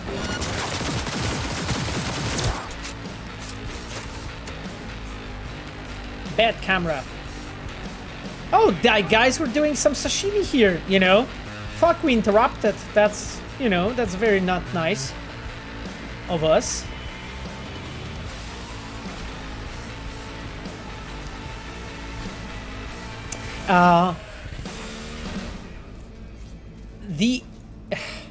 I'm just trying to read your nickname, man, but that's difficult to say, at least. Danai Alphais. Okay, cool. Anyway, you mentioned as creators there is always a choice whether to be inspired from something else or make something new.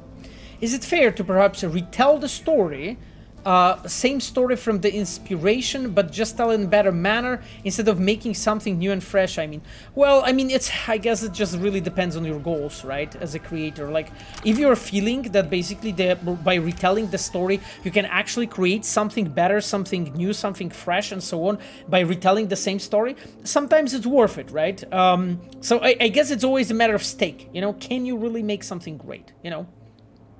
Let's check it. Archived conversation between Yusaku Ogata and Walter Brandis.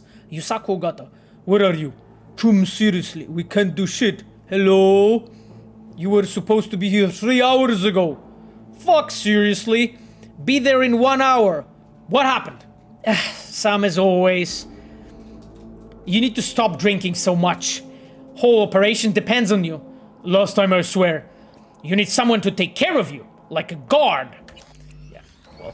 Anyways, as you can see, like, the drinking problem is also typical in the ranks of Tiger Claws. Oh god, I just turned on that light.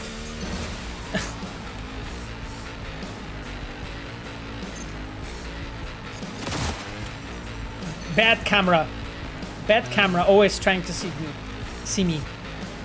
Get high at home.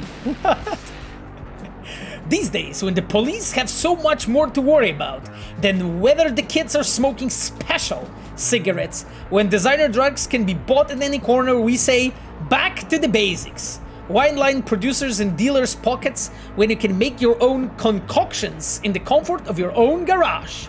In the following chapters, we'll give you quick, easy-to-follow recipes for your favorite boosters. It's fun! It's just like some of those shards are just like cracking me up because it just adds so much to the like storytelling and the background of the place. Oof. That looks fucking cool. I think this is the lab, guys. We got to the lab, right? We got to the lab. Oh, body identified? No shit. Okay.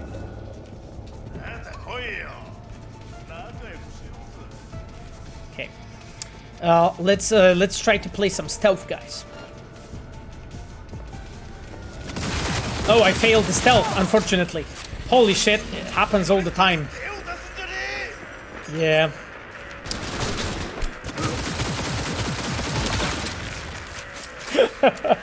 Yeah, just like, you know, I mean, that's the thing, it just happens very often. You just like fail stealth by accident, yeah. I know how it is. Oh, he threw a grenade, he's my bro! He just understands how to play. Really cool, really cool. Really cool. Mad respect. Mad respect. Anyway, guys, this is this lab. What the hell they were cooking here? You boys are so dirty. It's good that they came here to punish you. Okay. Let's see it. Ooh. That is looking awesome.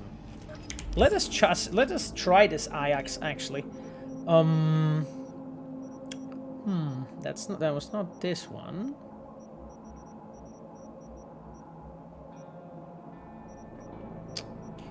And was that's the pulsar one.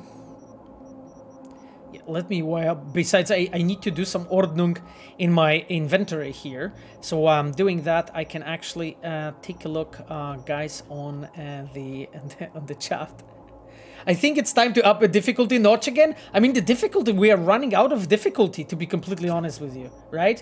Like at this point, at this rate, I'm gonna be, you know, okay, combat amplifier. Let's go with that.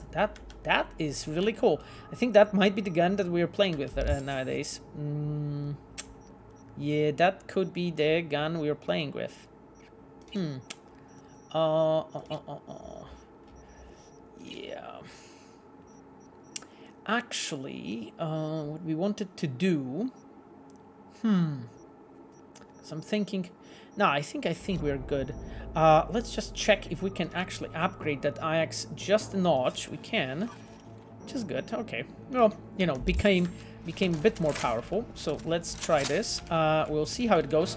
I know that I don't have many skills regarding this, but let me dismantle some of that trash that I have gathered from the guys. Thick Soldier. Oh, interesting. Thick Soldier. Interesting nickname. Hi, Pavel. Have you, as a team, considered expanding existing quests in Cyberpunk? The best example I can think of is in the Aldecado ending, the scene where V gets his jacket and kinda unites with the gang. The whole Aldecado plot was amazing for me, and we did a lot of work for them as a side jobs. Imagine how much stronger the scene would be if some of the members would start speaking about all the things you did for them, like getting Son's body back, saving the mechanic and the other. Yeah, it's a very good point. It's a very good point, actually. Like, I remember, like, we had a discussion, conversation about it multiple times in the team, you know, and I would say the main point always that we're discussing, okay, when it's enough, you know, and like, I would tell you one thing, like from all the years that I'm in game dev, and right now it's actually 17. It's actually 17 right now. It used to be 16 when we started streaming, but now it's oops, not this one, but this one. But right now it's 17 years that I'm in the game dev, and I tell you this is one of the most difficult things that you can do as a game dev, really, to just like know basically when to stop. Because there's one super important thing that I wanted to mention to you, and that thing is that steel pipe is madly fucking powerful, guys. One thing that I wanted to point out to you is like that. As a dev, you're never satisfied. You're never happy with like, okay, you know, I would want to do more of this, more of that, more of this, and it's just like there is a moment when you have to say, you know, when you have to like speak to yourself in a way, you know, okay, I just really need to, you know, I really just need to. We just need to really desperately like wrap it up, I would say, I mean the game and so on, and finish this up, because like it becomes so difficult, you know, when you keep on adding and keep on adding. And please remember, when you keep on adding and expanding, the thing is like sometimes it feels like you have added like a small thing somewhere in one spot. Dude, it's just such a slippery slope to go. I can tell you this. It's so difficult because basically as a, you know, as a player, you may feel that basically as a player you may feel that there is literally like you would want to like add anything, you know, anything, just more and more and so on. And then there's this point when you're like, holy shit, okay, you know, should I like keep on adding and so on, because then, you know, I can make everything more and more complex, and not only for myself, right? I make it more complex for all the devs involved in the game, and that actually can really backfire so badly. So, okay, I think UI is just a bit glitchy here, but okay, I think it's fine now. Because it was updating, and it's just like it's just such a slippery and difficult decision, you know, to make. And basically, as a dev, as a quest designer, but really any other profession, you're just facing this challenge every day. Honestly, that's like the normal thing that you're doing. you will be constantly facing this dilemma of like, okay, how much I add everywhere, and then, you know, basically just make it more challenging and difficult for all other, you know, devs and team members and so on to tackle this later. I tell you that, man. And it's just, I would say that it's some kind of okay, they have been notified. That's interesting. And I'll tell you that it's just a matter of like, I would say you as a game dev, you know, you're growing basically in your independency, and I would say you're maturing as a person at the moment when you can actually say, you know, okay, I actually recognize, I actually understand, you know, why those things are, you know, when I should, you know, I should actually, you know, stop and be like, okay, this is good enough. You know, I shouldn't be adding more and making it even more complex. Okay then, guys, because yes, I'm going back from the area. Hey, bro.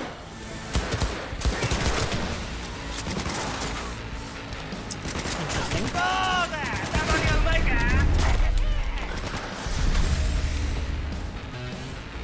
I didn't play with rifles before, so I just need to learn.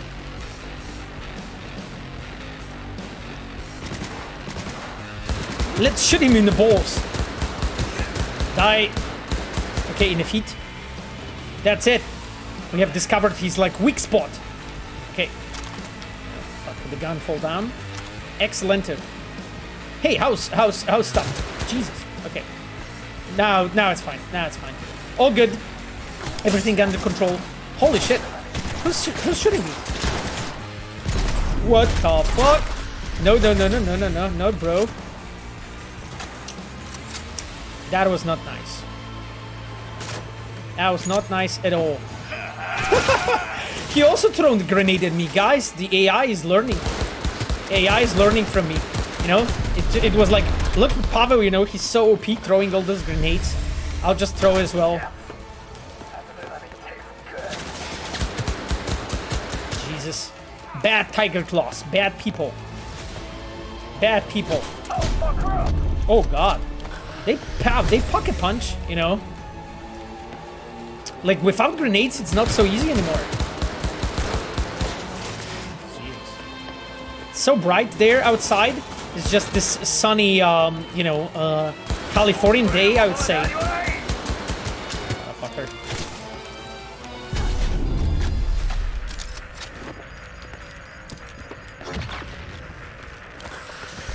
Okay, I'm just like popping the boosters like Tic Tacs.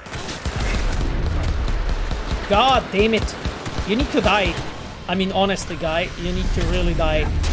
That's, because it's really not working out, this relationship.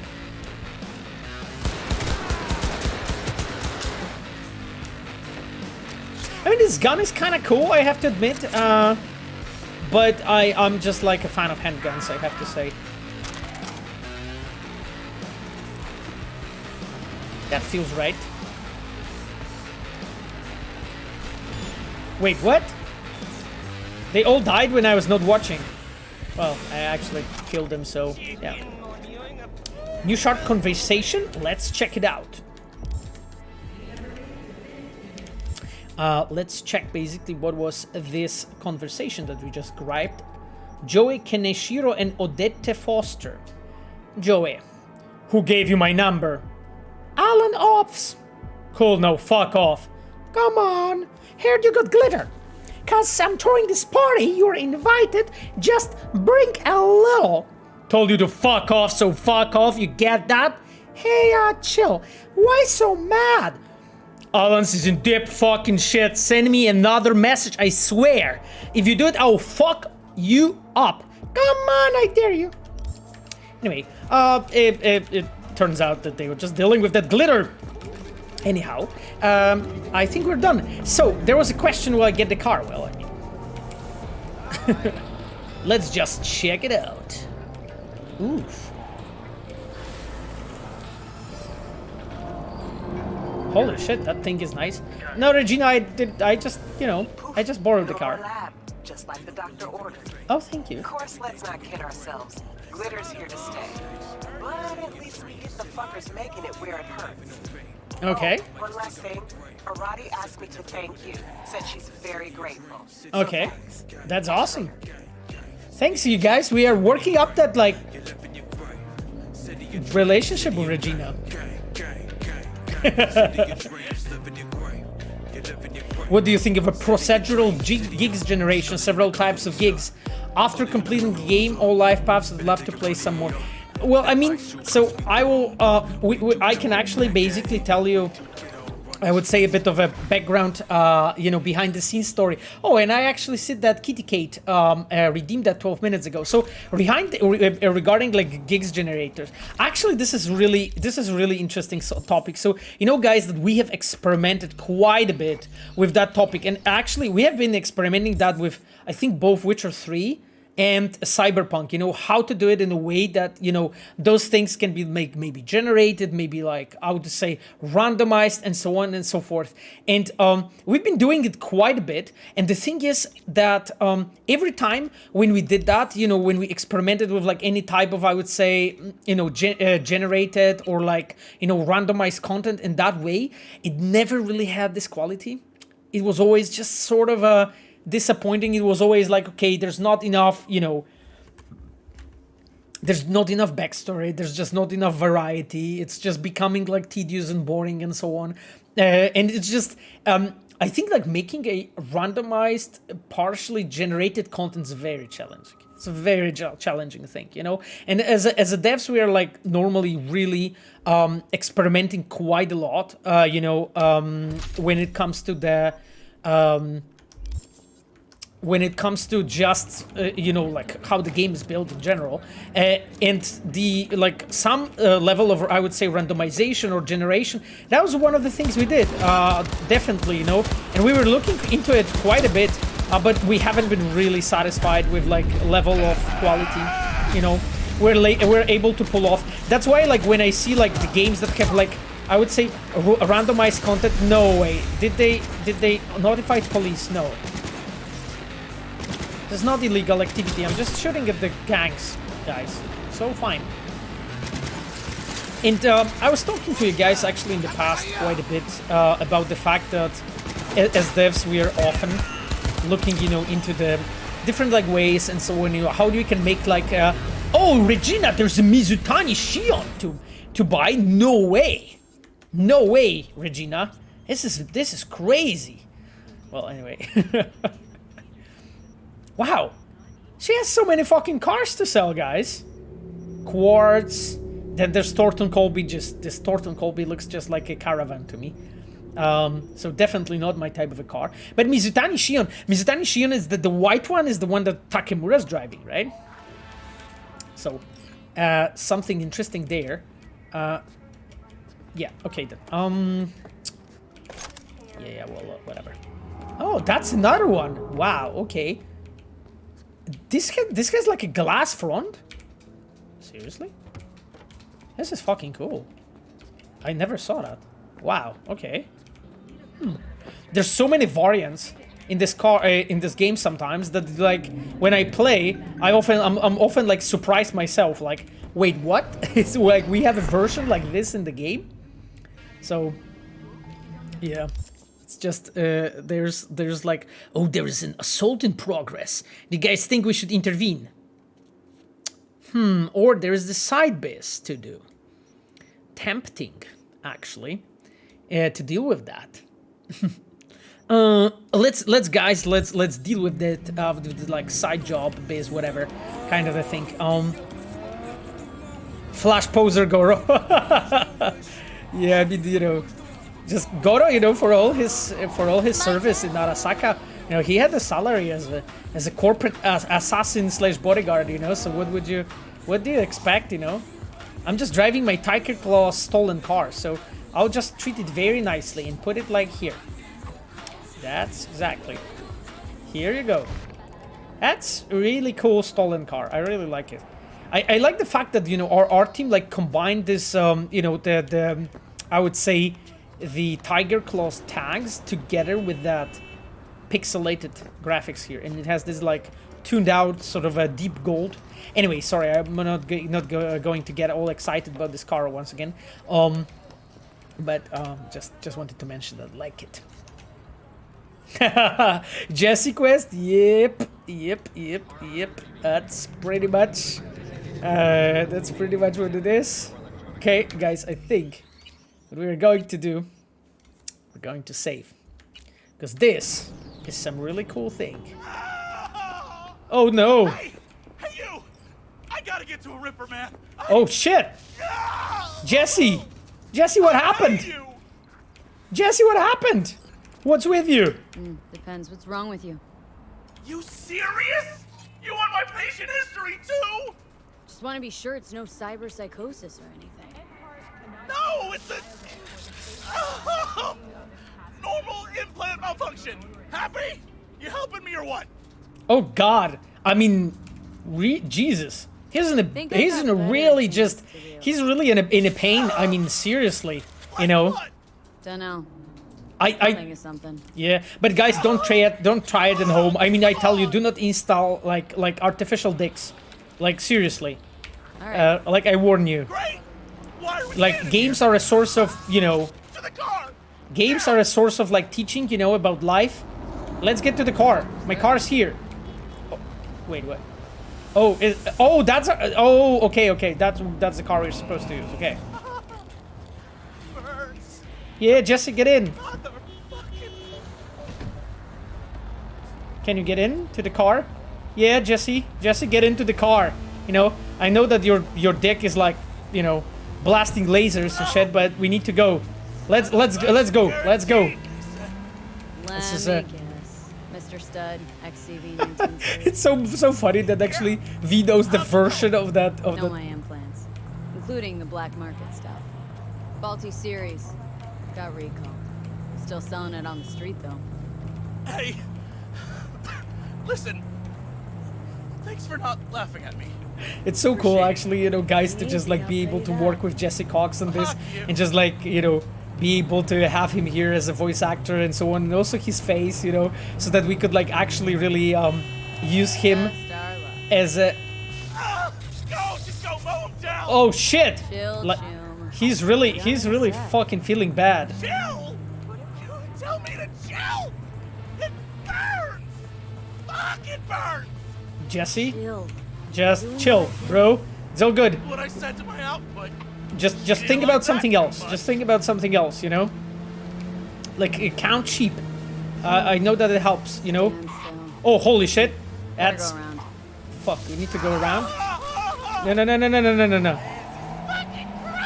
No. No, Jesse, chill. It's all fine. It's all fine. Yelling like that? V is like so chill about this, actually. By the way, guys, like working quests that are like as funny as this one, because this is a quest that Aero did, right? Aero's very often here. I don't think he's here today, which I think he will be very sad about that we played his quest exactly when he was here. But yeah. Oh, that's the Principales. Okay, let's go into Samizdat then, because the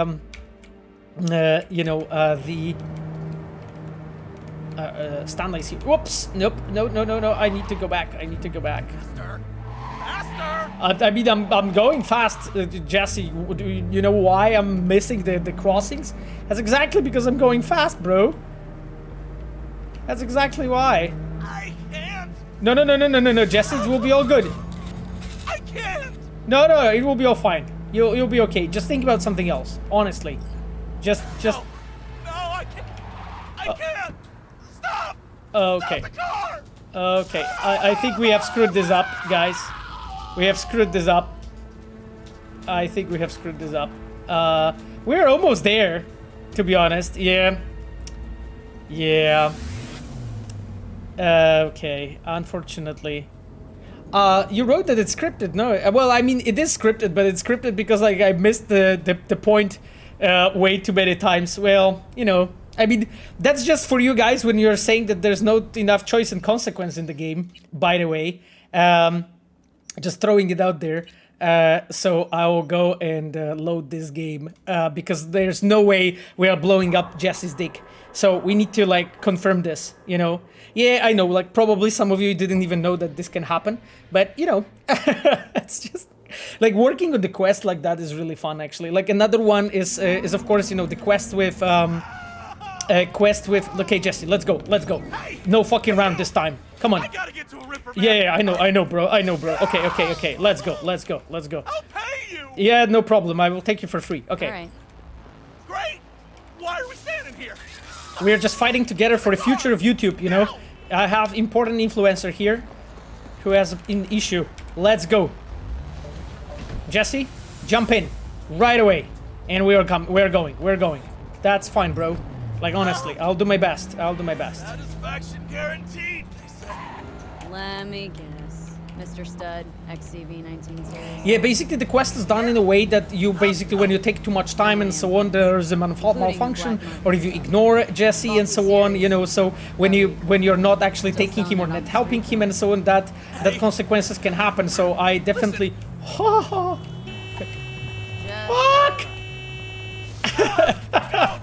And this is of course scripted, like in this case it's basically it's done in a similar fashion how like the sequences like that are I would say done on the fuck those trucks. Get the hell out of, like I would say in GTA is a good comparison, right? This is how it's done there. I think I need to go here around. Yeah, I know. No, Jesse, it's gonna be okay. I'm driving, bro. No, honestly. You gotta keep yelling like that?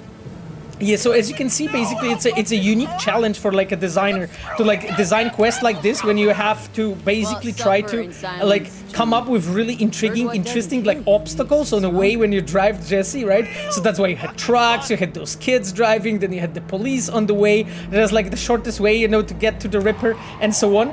Oh, Jesus fucking trucks. Get the hell out of my way! No! No, Jesse, no. I'll hit this hydrant, whatever. Fucking hell. Okay. No, we're not. There's a guy on the street screaming like, we're gonna die! No! It hurts! It hurts like a motherfucker! I know, Jesse. I get that. Get that part. I mean, I'm almost there. We're almost there. Like, honestly. We're almost... No. It's not there. Jesse, let's go. We're there. Faster! Yeah, we arrived? Okay, we're... Hey, you after? I'll call you! But... Okay. Okay. Like, interesting name, Flaming Crotch Man. That's his name in the contacts. Oh god, poor guy. What? Oh god. Like, this is basically just guys teaching, like I told you, this is a family-friendly stream where you can like learn basically how to cope with challenges of an adult life. So, no artificial dicks, okay? Just don't go that route, I tell you that. Like, we have included like a lot of major topics and like teachings in the game, like really no flaming dicks anymore, right? Because this is what can happen, right? Life lessons with Panos Asko.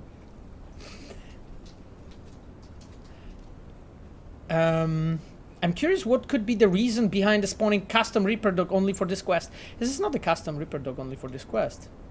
I played without markers and was confused when the doc I knew didn't... Oh, because you were referring to the fact that it cannot be any Reaper. Yeah, but Jesse was saying that basically you have to take him to the one that installed it. That's the thing. That's why you cannot bring him to any other. So this is not like a custom, and this is a Reaper that normally is in the game. It's just that that's the one that installed it. Yeah, there's a question, Panam. Now, yeah, I think we could actually. Let me just check. Let me just actually check the. Yeah, because there's a wait for Rogue to call. But you know what? I'll actually save the game and let's maybe like skip a day or something, so that maybe she will call us.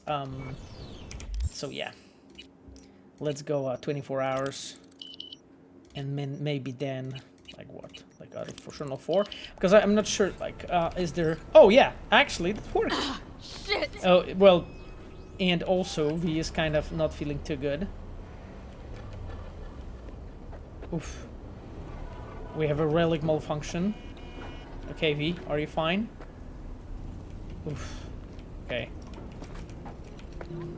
It was also like a very interesting challenge, you know, guys, to just like design these relic malfunctions that they are happening all over the place. So you as a player, you can actually, I would say, you know, that you can actually, as a player, experience this in lots of different places, you know. And this is a thing that I was like talking a bit about also like before the I would say before the release, you know, that this game has so many more, I would say, unique challenges when it comes to, like, my V looks so fucking cool, by the way. This like trousers fit the hair so well. It's awesome. Anyway, this was like a part of a unique challenges, you know, that the Cyberpunk had, because there's like so many elements and I would say quests and so on that are actually triggered, I would say, what the fuck, in a dynamic manner. So they are not triggered, you know, always the same way. So as a player, basically, you may be doing different things, you might be in different places and so on. So we had to like expand our quest systems and checks and our graph so much more. Like in comparison, like Witcher 3 structure in comparison to Cyberpunk was trivial, like honestly speaking. And I know something about it because I was building both. So I know how complicated this one was, or is actually. No! Please don't hit me with your car.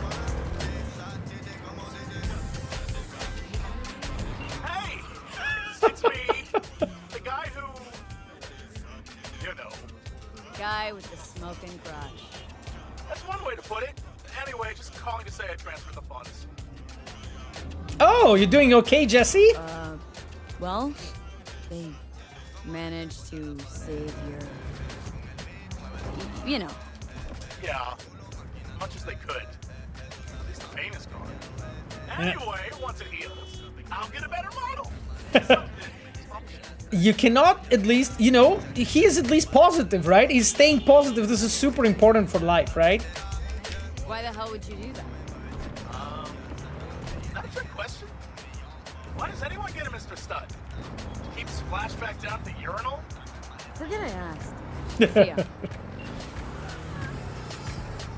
Yeah, well, anyway, the night moves. Okay. So, we know that actually it worked out for him at the end. So yeah, you know, guys, being positive is a key to everything. As it seems. There was also a question why we are not getting relic malfunctions during combat. I think it's important just because of the fact that, you know, that would be so incredibly difficult for you as a player, and basically those malfunctions will become like a pain in the ass. So we are actually deliberately not triggering them for you during combat, because like I think we had the version at some point when we were iterating that was actually it was actually happening during combat. Believe me, it wasn't fun. I think that's the key thing that I wanted to mention here. Like it really wasn't. Wait, I'm now missing the entrance to the afterlife. Right. Wait. I'm now confused as hell.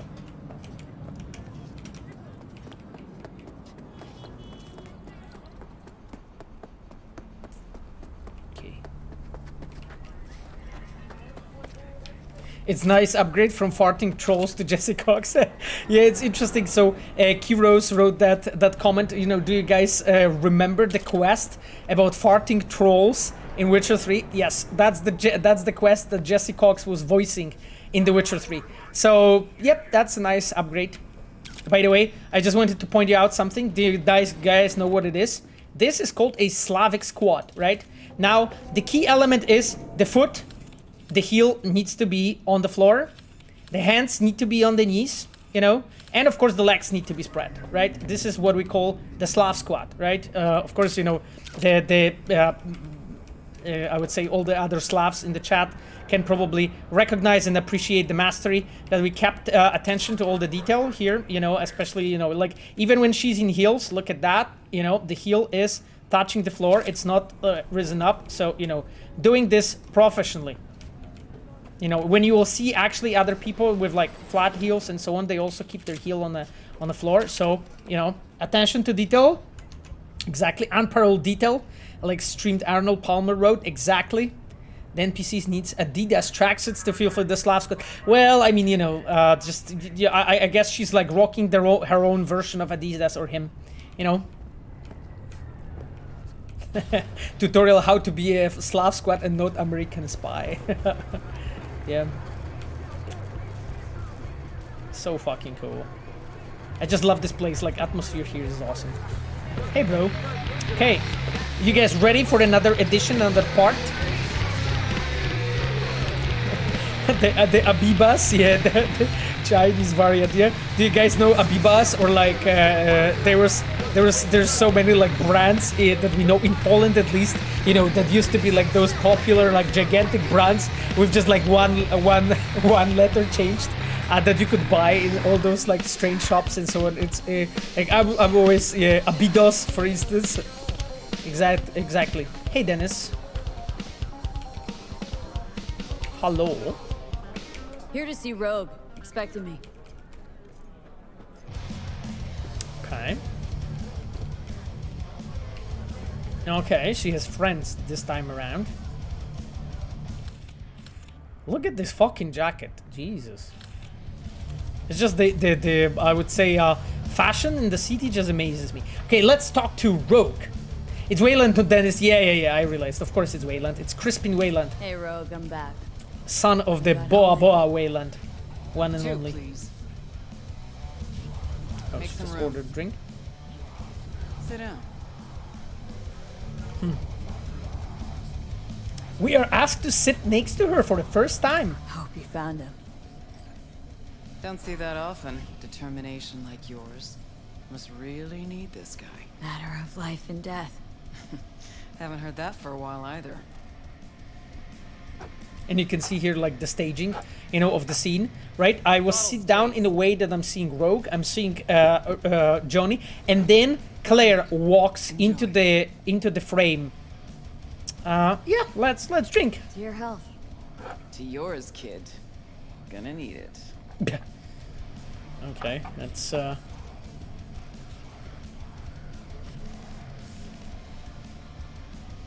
Thanks, Nix.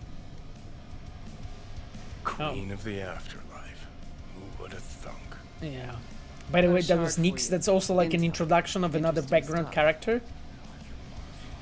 Rogue's voice acting is so hot. Oh my god. I remember like actually when we were discussing it in the team and so on, I remember when we were working this character, I kept on repeating that like ready? I would love it to be like that we are able to create like a really attractive older woman. Not old, because 55 is not really old. It's I would say before that you reach that state, because I guess old is probably maybe from 60, 65, 70. So 55 is more like a mature woman, but we wanted to achieve this result of having her still like captivating and intriguing, maybe a bit how to say it, I'm missing good English word here, but just like to make her still like attractive, I would say, for the player, even though you would clearly see her age, you know. And of course that past with Johnny and so on makes it all much more intriguing. And it was also very exciting for me, specifically when we were working on a road character, because I couldn't really recall a game that made a like an older female in a way that she would still look like an older person, have all this history and so on, but in the same time be an attractive character in herself. And I'm not only talking about the looks, but also like a voice, who she is, what she says, and whatnot. Isn't she like 80? I think she's like 76 exactly. When we were checking. Yeah, I think she's 76. Yep. Think she'll help? Think she'll help? The rogue I remember was one cold-ass bitch, but she usually went with her gut. Something tells me she thinks you check out.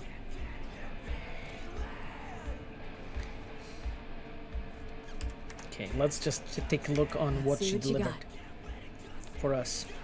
So the Nix just brought it to her. We got a chip, right? And we slotted in. And it's an interesting element of the design of our scenes. Those are called briefings. What you just see. Confidential stacks. It's a Kang Tao subsidiary, Chinese corp. Kang Tao's been using them as a fig leaf for years. They're masked for more sensitive operations. and you can All see that basically clear? that those URA elements, you know, that that the UI team, so the team that Ayano is producing is working on together with like a quest team and cinematic team, and put it together in a way to have this amazing narration. And basically, we very deliberately like picked all those panels and informations that are picked here together with a narration of the character. Can you track him Think down? you can track him down? Getting a mark on him ought to be easy. Actually grabbing him, another story entirely. Oof. Okay. Decrypted map of upcoming Kang Tao convoy routes. Think Hellman might be in one of them? Thing is, which one? Take a look at the specs on this one. A lone AV, no ground support, no linked cargo manifests either. Weird. Sure, Kang Tao sometimes transports stuff unregistered if they want to push it under the table, but catch the load on this AV. Already approved in the system, but too low. So definitely no cargo on board. Ah, interesting, But guys. So we got a there's a really passenger. curious hint, Kang you Tao know? security detail plus 1 VIP. Transfer from Chan T. Our boy Hellman. That was the good news. There it is. How's the good news? Okay, got that intel pretty It is fast. all confidential. You just snap your fingers and it falls in your lap. I know where to look, and I know whose head to put in a vice. Also, Oh, wow. I hate wasting time, especially answering stupid questions. So let's check what's the bad news So what's then. the bad news? Bad news is the extraction site. Look, Night City airspace. All this. No way to jack the transport without the NCPD picking up on it. And here, we're too close to Kang Tao. We even give that AV a dirty look, their backup hustle will be on us. But, right here's Jackson Plains. Narrow corridor, just outside the city, and just out of Kang Tao's reach. Guess it's your lucky day. A dead zone. I'll grab him there. Okay, so we have a We need plan, native to guys. the area. Someone who'll set up the op, cobble together the gear. AV, like that's hard not to crack. Okay, hard not to crack. Okay. Even tracking that AV will be a bitch. Familiar with the type. Saw legacy models flying around during the war. They're mammoth, but they're quick. Plus, they pack next-gen defenses. Can't take pot shots at it, not even with serious firepower. Just won't work. It's not about firepower. There are ways, and people who know them, or Mm-hmm. who can at least improvise on a theme. Okay, know the right person. So a native. Know any hick mercs? Just one. Panam Palmer. And here she can't count on is. her clan anymore, but she's a true nomad. She knows those lands. And she will help you. Won't have a choice. Won't have a choice. Does not sound enticing. Not for her, not for me. Enticing comes at a price you can't possibly afford. Can't possibly afford to blow this chance at Nab and Hellman. Your operation, your call. Got And a you- bad feeling, V. You can see basically how really in a captivating way like the conflict is built here. You know that everybody has their own like fish to fry in You're a way. wasting my time. Don't work with clan outcasts. We can like try to talk to Roy like about that about Panam like this. No, I won't. Okay, let's go. Strange. Nomads usually keep clean of city folk. Okay. Seems swanky to me. Nomads give the city folk a wide berth. Varies by clan, by the connections they have, the depth of shit they're in. But you're right. Aldecaldos are rarely willing to do biz with the city. Panam's got a different take? Yep, on everything it seems. Oh wow. Okay. It's Why's like Panam it seems gotta that she has really Seems like a a beef, Pretty big with one. Panam. Occasionally, Panam moves merch for me. Last job? Well, wasn't a good day for her. Okay. Into a hitch. So we know that the Panam is Complete in trouble, bust, right? So this is like, as you Lost can the see, we goods slowly and introduce the her character, right? Panam will do anything to get the load back. Means her dignity. I know her. And this is like a really sneaky and in a special way, Guess I for can try to introducing the help her, but if characters. we You don't just know where like to look, I'm- introduce a character do. that is in the conflict in this I one, do. and like Rogue presents, Panam in a bad light, sort of, for you. But then as a player, you can slowly, start to understand and see first traits about up a Panam's pace. character. Okay. You know, but wouldn't tell Panam. Aim to play cat and mouse with me, too? My aim is to know an opportunity when I see one, and then to seize it. Okay. Say I told her everything. What do you think she'd have done? Grabbed her iron and gone on the warpath, that's what. Not hard to see how that could have ended. And there's nothing I hate more than losing good people to plain stupidity. I'm her only chance, and she's my only chance. Okay. 2 pounds on of Rogue's rock board. You're quick. For a pawn. Uh-huh. You can see No, that they are Fee. like slowly figuring it out, you know, what's going on. Okay, so tell me. Fine, let me hear what you know. Rocky Ridge, ghost town just outside Night City. Panam knows The where. RockyRidge, guys, You'll so go we are there, going to word see it. back, Wheels too. Naturally, you'll call her first. Sending you her deeds. Uh-huh. Finally. Let's get out of here. Okay, Johnny's uneasy. Okay, let's All go clear. then. Thanks. You know. Good luck. Thanks, Rogue. Okay then. Cool, Wayland. Wayland's awesome, bro, by the way. Okay then, guys, so we actually know that we can call Panam. Let me actually check. So basically at this point we have this that's our like main thing. So what are you feeling like calling her then? What's an interesting cowboy. Are we guys kicking in the topic with Panam? Ripper's on the way. Yeah, I think Claire keeps asking about the topic with oh, that's a relic malfunction again. Yeah, I'm feeling shit again. Oh, I'm gonna puke. no, don't puke. Don't puke, V. Okay, I think we're fine. Let's just find like a small intimate spot for us to call our Panam, and we'll see basically what she tells us. So guys, let's go T. Panam Palmer. Interesting. Okay, let's call her. Hello? Hey. Okay. Let's say let's introduce Panam? ourselves. Be here. V who? V where? How did you even get this number? From Rogue. We can help each other. From Rogue. Okay, from Rogue. From Rogue. Oh, great. Fuck. Where's that old warhorse want to kick me now? That little warhorse, and you can boot it out. Why not more jobs gigs from Rogue? You mean like why we didn't make more, or why I didn't make more in the game? Well, I mean we did like lots of different gigs and so on, and I think Rogue has plenty, and she is the one that's offering you more gigs when you're a higher street cred, right? The merch in the car won them back, right? Because we found out that her car, she lost it, Couldn't right? care less. Got a job for you. Good. But I'm overextended at the moment. With the merch in your car, getting him back, I can help with that. The rail freight yard on Bonita Street. The one hugging the city line. We'll meet there. See ya. Okay, well, it seems that we have a date.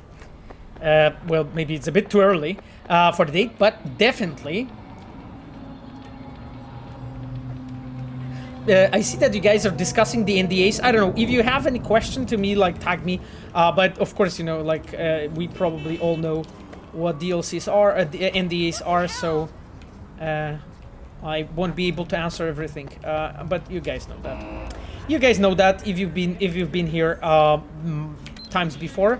But you know, I can at least offer you some background or lots of different things regarding the game itself.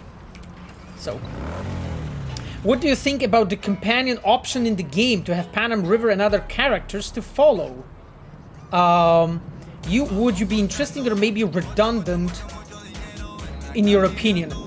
It's a very interesting topic actually. Like, I mean, so the way we have opted out when we've been building the game is to actually give the player an option to be a to have the followers, sort of to have the companion in a more, I would say, woohoo guys, that it was fucking rocky, to basically have your companion in a more, I would say, limited fashion, in that certain sequences, you know, the situations when you're like with Rogue, when you're with Panam, when you're with Kaer, and so you guys, when you played the game, you definitely know what I'm talking about here. And we have opted out into this version, and I think that this is definitely like a version that was, I would say, more suitable for open world game. But definitely this is something we experimented with quite a bit, you know, in the game, to just like give the game like the best feel, because like in a way we could make it that certain characters like following you over all the time and whatnot and so on, but the problem is that then, you know, it becomes like really completely not believable that, let's say, Panam or like Kaer is just running around after you when you're like doing gigs and shit, right? So it just needs to make sense, right? So that's why we opted out in the version that you have in the game right now, when actually characters are following you as a companions, I would say, in the situations when you have a certain thing to make, and in most cases those are things that are related in some way to them. They're related in some way to the things that those things that are important for that characters. Guys, we are fucking going through that city really fast. We will be slowly leaving. Actually, this is a Kiroshi factory that we're passing by. This one here, pretty awesome location. Whoop!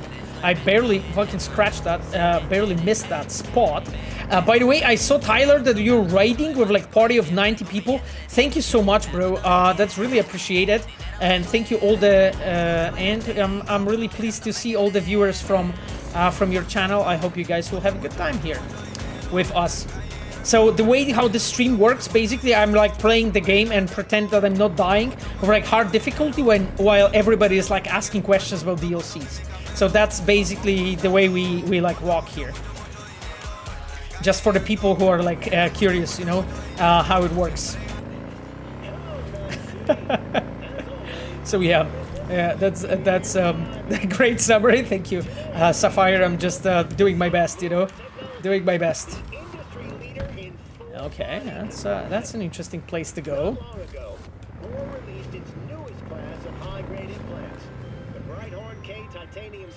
Oh, Muammar El Reyes, hello, bro. Oh, hello. And they call you. Oh, it seems El Capitan knows me pretty well. Already took care of that. Someone comes to me with biz, I take care of it. I eat, sleep, and breathe biz. Remember that. Oh, look at that, guys. He sleeps, breathes, and probably shits biz. Well, anyway, that's it's good to know El Capitan then. So hit me up anytime, you hear? El Capitan romance went, I mean, in that DLC, right? I mean, that we are always talking about. Just after the Goro Takemura one, and what else there was? Oh, like the female smasher, I think you guys wanted. I think that was the other one. That was just...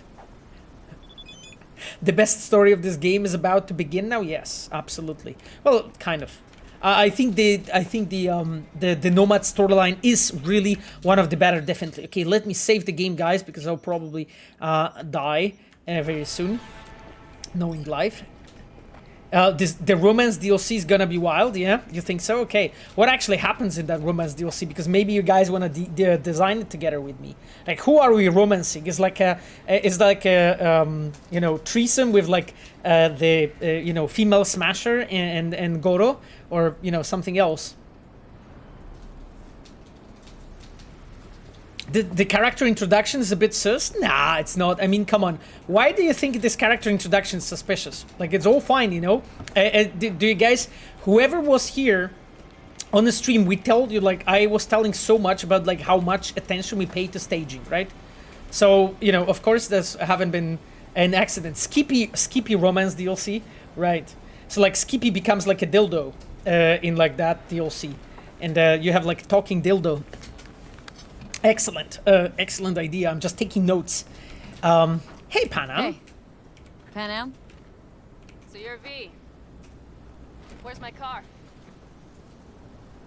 I mean, you seem to have a car. What's wrong with this one? Why does it matter? What's wrong with this one? It's borrowed. It's not mine. I asked where my car is. Well... Agree to help me. You'll find out. Oh, fuck no. You will not jerk me around.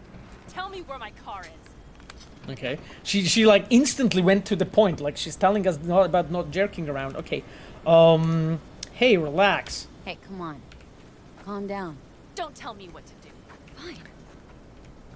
Know where to find the cargo and your car, but you go alone, you won't She ain't get having back. it, Chuma. Yeah, Chumba. And you could lose something else besides. So let's figure something out. What do you want? What do you want? Okay, guys. So one interesting detail regarding like Panam in general, when we were like designing her as a character. Of course, you know probably some things, but one thing that I wanted to point out to you was like, we had numerous discussions with our writers who actually like played a major role here, obviously, as you know. And one of those discussions was, and it was like an interesting element. Like we were thinking, like, okay, will it be fine for the players to actually have a character, a female character like Panam in this case, who has, you would say, a short fuse, you know? Who has a short fuse, who's basically getting triggered very fast, very early. And I remember there's this moment, you know, when she's having an argument in the camp, in Nomad camp. We'll get there, of course. And then there's this moment when she starts basically telling, I believe she tells it to Sao when she starts cursing at him and she says, you know, fuck, I'm not having that, and so on. And it's amazing because it shows her character really strongly, like how assertive she is. And I remember like a lot of players writing on Reddit and on comments in YouTube that is an exact moment when they have fallen in love in her. And this is like so cool because for us artistically it was a challenge to create a character like this that has such a, I would say, problematic trait, you know, because like she has like a short fuse aggression issues, you could call it. You know, she's very quick to react, very quick to say things, and so on. Things that maybe sometimes she wouldn't normally say. And like that's the kind of a passionate person she is, and we really wanted you to like her, but we really didn't want to make it too obvious, you know. And I think that's the I would say that was like a narrative trick that we sort of used to like to make it sneakily, to make this character sneak into your hearts, sort of. Even though it might sound a bit romantic, but yeah, this is basically how we have built it. Got at this one guy I gotta talk to. A corpo traveling by corp convoy. No, I don't do abductions. Besides, you'd need many more bodies and heaps of gear to take a convoy. It's just one AV. Planned route will take it over Jackson Plains. Mm-hmm. Fuck. In return, info on your cargo. Help in getting back what's yours. We got a deal? I don't know. Shit! Holy fuck. And you can see this reaction, right? This is exactly what I was talking about. First. So where is it? Yeah, and you can see basically because this is a person that has a character, and in real life, you know, like the best people are like people when you normally fall in love. Sometimes, you know, in a I would say happy way, sometimes in an unhappy way. But when you fall in love in somebody, those are people that are mostly like passionate, that care about stuff, you know, that sometimes have a short fuse as well. You know, they have this like unique charm to them, I would say. Why is car so important? Thought this was mostly about the merch. Fuck the merch. With that ride, I can take any transport job in town. Without it, only thing I can move is pizza. Maybe. Car is in Rocky Ridge. Okay. Car's in Rocky Ridge. You're supposed to know where that is. Car's there, goods are there. Nash, you dirt-eating bastard. I will strangle you. Oh god. And you can see that when she's like cursing Nash and so on, it's just like Panam is a future divorcee. Yeah, that's an interesting comment. Guys, I see your like game dev career advice and recommend reading. I'll get to it at the moment. We'll be traversing because right now we're talking with Panam. Nash, a chum of yours? He hang you out to dry? Do not call him that. Fine. Partner. Former. If ever. The ship tricked me. Straight nipped my truck and the merch. Probably now aims to sell it off in Rocky Ridge. Right. Is he ever going to be fucking disappointed? It's just like, it's like so awesome to just like talk to her. By the way, guys, like her hair, you know, that you can see. We have iterated that hair so many times. Like she had so many different like hairstyles. I think out there, in the internet, you can already see like a concept art from Marta Detlav. Marta is one of our concept artists. Actually, Detlav from in the Witcher 3 Blood and Wine has his name after her. Marta is a very, very talented concept artist, one of our seniors in the team, and she actually concepted Panam, the way she looks like, and Panam had lots of different like hairstyles when we like try to just basically give her this character, you know, and something unique. Rocky Ridge. Let's go. Hang on. I should think this through. Fuck. Yes. We'll need backup. We have one brief stop to make on the way. Okay. Wanna tell me where? Give me a sec. I should call the client. Convince them to leave the bastard hanging. Going ahead with the deal behind Rogue's back. Brave, I guess. Or fucking dumber than a drum. Boz, hey. Nash is gonna pass you the merchant Rocky Ridge. You can see how the scene is Thing staged, is, right? Like she starts calling basically, and she walks here around when Johnny Boss, appears I and will so on. take care of And I it. can observe the just whole need scene. you to This give is me what a she's chance. doing right now. It's called walk and talk. So basically, when characters Boss, moving around come and on. speaking. I know How it many sounds times have I silly, made but this this is work? what walk and talk is. How many times have I failed? So she's like just strolling around. You have my word. After dark? Okay. No, don't call off the meet. Just don't show up. I'll take care of everything. Okay. Do you even have to ask? Of course I will. Thanks, Boz. You won't regret this. Okay. I have bought us some time. Okay, boss. Who's boss? Let's ask about Who that. the hell's Boz? Won't cause us any grief, I hope. Boz is a stand-up guy. 6th Street. You drive for gang goons. Is that not allowed? Street punks need things moved. I need money like anyone else. Okay. Okay, he took your word for it. We are cool, so let's Guess try that it. meat had your word and he took it? Is that surprising? It's called having a reputation. You should try getting one of your own. Kit Kate wrote, it makes me sense that Johnny likes Panam, he likes him feisty. Who knows? Who knows? Definitely. V? It's 2077, but they're using cell phones like a brick, lol. Yeah, it's actually an interesting point that you just made, because when we've been like designing, you know, things, especially like cell phones and stuff, we definitely like had the discussion about like, okay, how the cell phone actually in 2077 should look like, because a lot of people can just like call from their eyes and so on, but some people still use like cell phones that are sort of like a bricky, and you can compare it to actually like even times now. Like I have friends who still use those old Nokias, you know, with like the screen where you have to like punch numbers and so on that never break, and that's I think it's a very prevalent about like any technological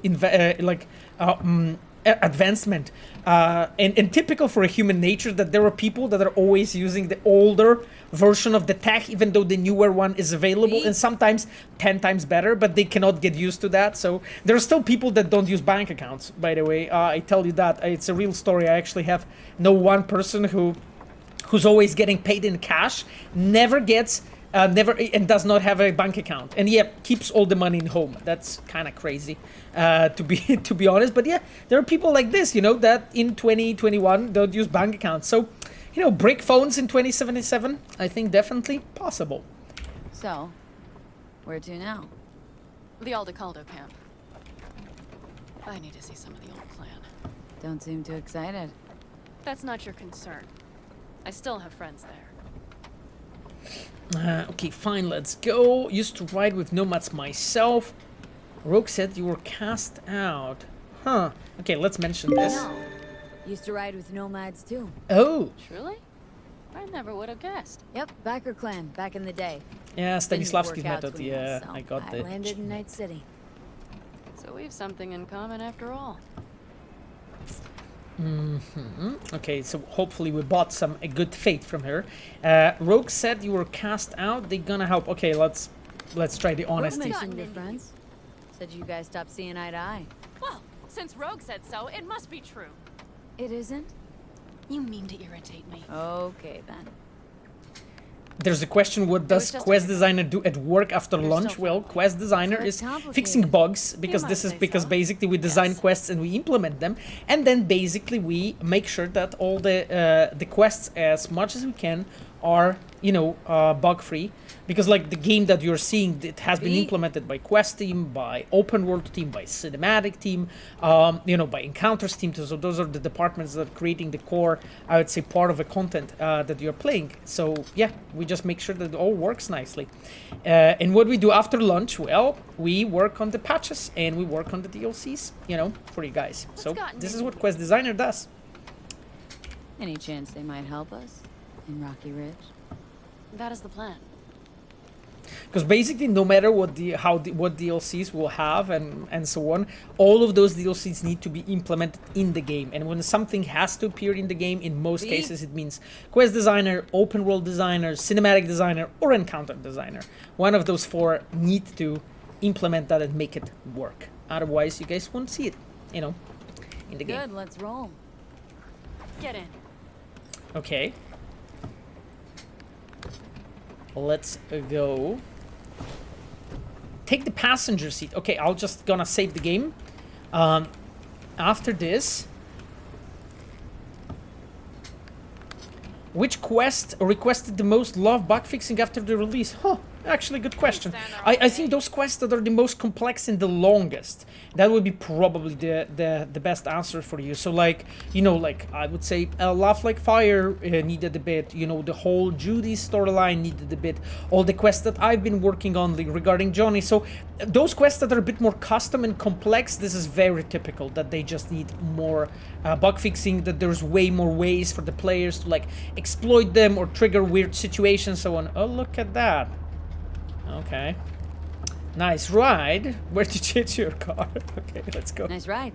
Lots of space. Practical. Say no more. Please.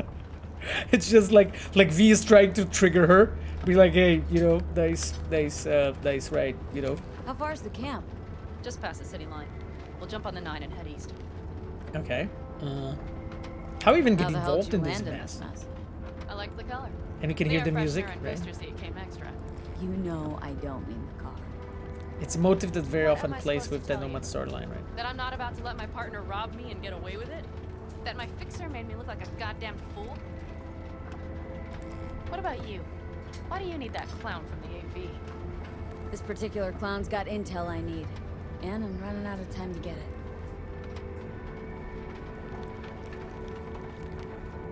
So why didn't she tell me she knew about Nash? Rogue, do better not to worry what her agenda might be. God damn, I can't stand the bitch.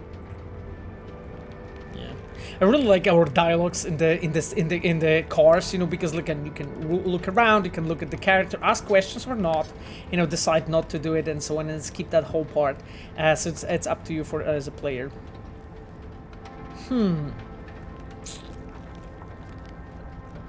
Let's go this. Guess you'll have to ask her yourself. Oh, I'll be sure to. I'll especially ask why she told me to work with Nash, yet forgot to mention he was Raffen. Oh yeah, the Raffen shift. Yeah, Nash is Raffen shift. Okay. But seriously, didn't realize Nash was Raffen.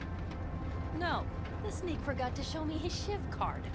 Don't you keep track of who's in the area? There's a question: is it even possible to decline for River to decline the romance with female V? Well, I mean, if you as a female V have led it to the point of romancing with River, I think he will fall for you, basically. But you know, like if you are, because like you're in his type, sort of. So if you're like pursuing him and you want it, like, well, he wants it too. So I would say, yeah, that's the answer, right?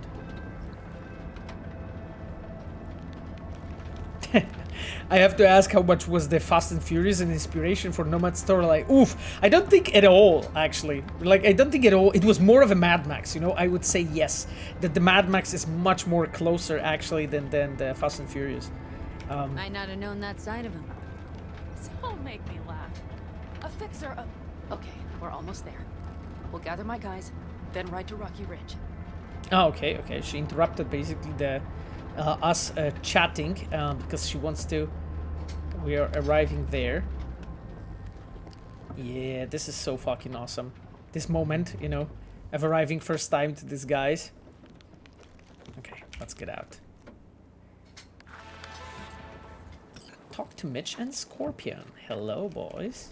Well, would you look what the cat dragged in? Is that a ghost or is it just my hangover? Fuck you too. Yeah.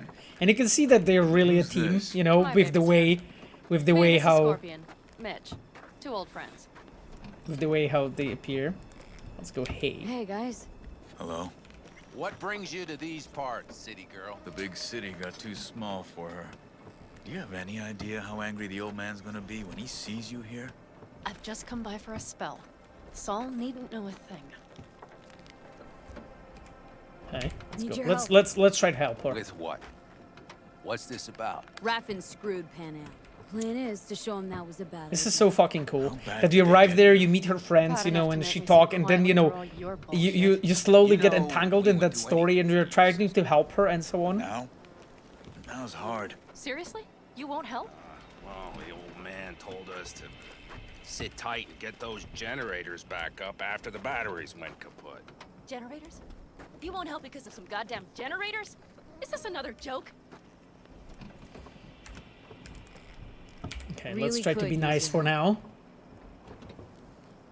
Not this time. We're needed here. Fuck. I don't believe this. So you'll stay put because Saul told you to. You couldn't care less about me. Panam. This isn't about Saul. It's about the clan. You know that. Listen, we can't leave camp. No chance. But Saul never said a thing about gear. Okay, he's starting to get creative, guys. I'll need that rifle of yours. And some of my own stuff. Take whatever you want. Okay. And take care of yourself out there. Yeah. Thanks, guys. Well, at least we get the gear, right? So Then be out of your hair. yeah, I really like this introduction, you know. So here, basically, it's a very typical thing that we're doing as a designers when you're like introduced to something new, some new atmosphere, new place, and so on. We gave you a person that is, in this case, a person leading you through the place, so that you can like slowly get accustomed to it and so on, and like slowly try to get it. And by the way, this quest has been built by Konrad Chlasta, and that's the quest designer that was working on it. Looks like you're stuck with me. Mm-hmm. You disappointed? I don't know. Maybe a little, yes. Such a fucking awesome atmosphere, you know, like being in this like nomad camp and so on, and seeing the way how they live. Are you staying a while? No, I'll be going again soon. We'll talk next time. Yeah, and you can see, you know, you're passing by, they're seeing here and so on. So we are basically the designers like dropping you different clues and so on regarding how character is like, I would say, you know, rooted in the how to say it, in a story, you know, what is her background and so on. Okay, Panam, let's go. Have you brought someone new? Does Saul know? Not your concern, friend. Okay, you can see that she's being nosy. She's being nosy. Aldecados. Okay, Panam. That is a one badass fucking rifle, girl. Will you help me with this? Right. This is like... What's inside? This rifle's bigger than hair. I will tell you that. Take it. All right, that's everything. Let's go. Let me just check the questions. Since we are meeting Aldecados, I just wanted to say that I didn't expect Mitch to become my favorite character ever. His design is amazing. He's one of those characters that feel really believable and real in a way. He's been having a blast creating content around him for the last 7 months, and wanted to thank you all for the team. An amazing game and those amazing characters. Thank you so much, Pinky Julian. I mean, it's really, really appreciated, you know, that you like Mitch. The thing with the characters that are like a background, I would say, in this particular case, so like a character that is a part of a whole like environment, I would say, of the most important characters in the game, is that we are always trying to give them like those believable traits and to make sure that we build them as well as we only can, to make sure that they are not tools, you know, that they are not basically just a road signs sort of on your way, but more of a real people that you're meeting and so on. Somebody that you could you know get to know, but you may also know just a bit about and nothing more. And that's really, that's always really interesting, you know, that you can like, just using few small scenes and also know few situations, I would say, you can really build up that characters. I promise. Yeah. And that really can be sometimes very surprising, you know?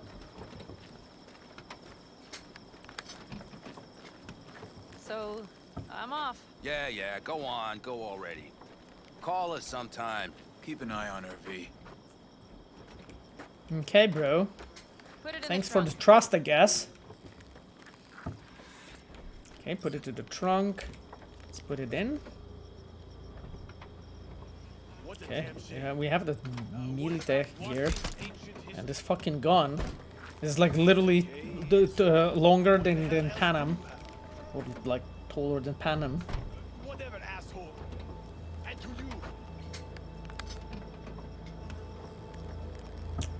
you. Okay, let's go in. Let's sit down.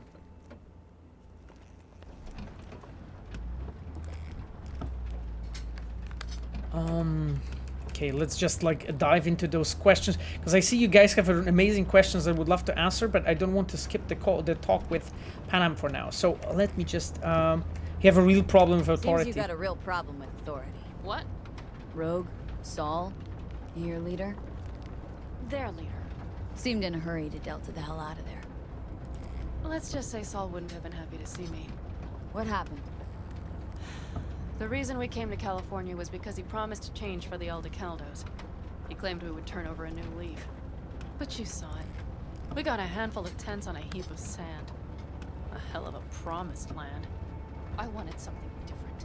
Better. Saul's a damned coward. He'll be the end of the clan, I'm certain.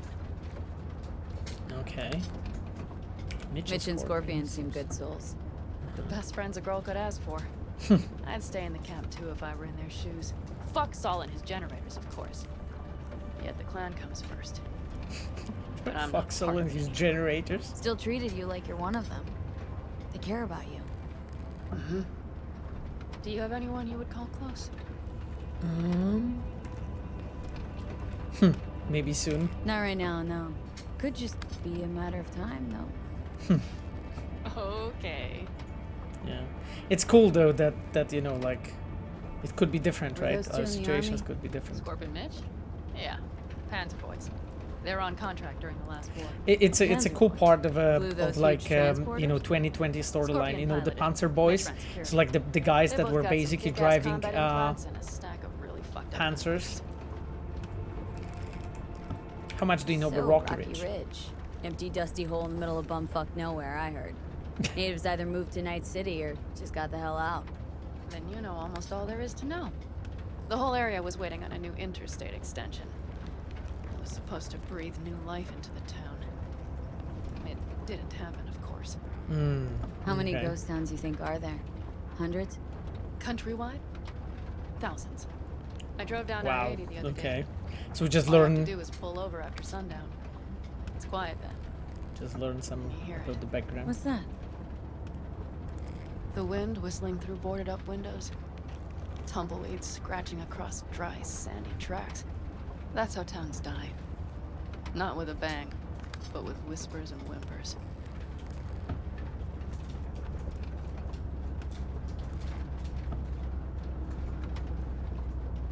Okay, I think we are about to Okay. We've arrive. arrived. Okay, I think we are there. What do we do? We get ready to greet the Raffins, and we've little time for that. We'll need to improvise. We should scout first. to Yeah, look what a for anything that might conversation. be Love it. useful. Yeah, I love that too. Actually, like, it's great. You know, always when you can, you know, scan the devices in the arena. Okay, we'll be scouting it here. While I'm actually moving, I'll basically save the game and just look at your guys' questions. Panam's hair physics is way above Juby. Yeah. And Daniel wrote, community now fix game and add some future features, I guess, like install more metal arms like Lizzy Weezy and other characters like Cyborg. Is Cyberpunk updates and DLCs include this or not? I cannot really talk to you about the DLCs too much, to be completely honest. Well, I mean, one thing that I can tell you is that we definitely know about the fact that you guys want more of those. I think this is, I would say, the most important thing that I can share regarding that point, you know. Okay then, I see that there's actually another, I'm waiting for the day you can talk. Yeah, actually, the same here, to be completely honest. But you know, the day will come, definitely, you know. Like I think we have 10 patches, right, that we have done at this point. I think 10 was because the last one was the 23, 123. So it's I think 10 patches right now. So we still have some things in store, and we want it to be good for you guys. Believe me.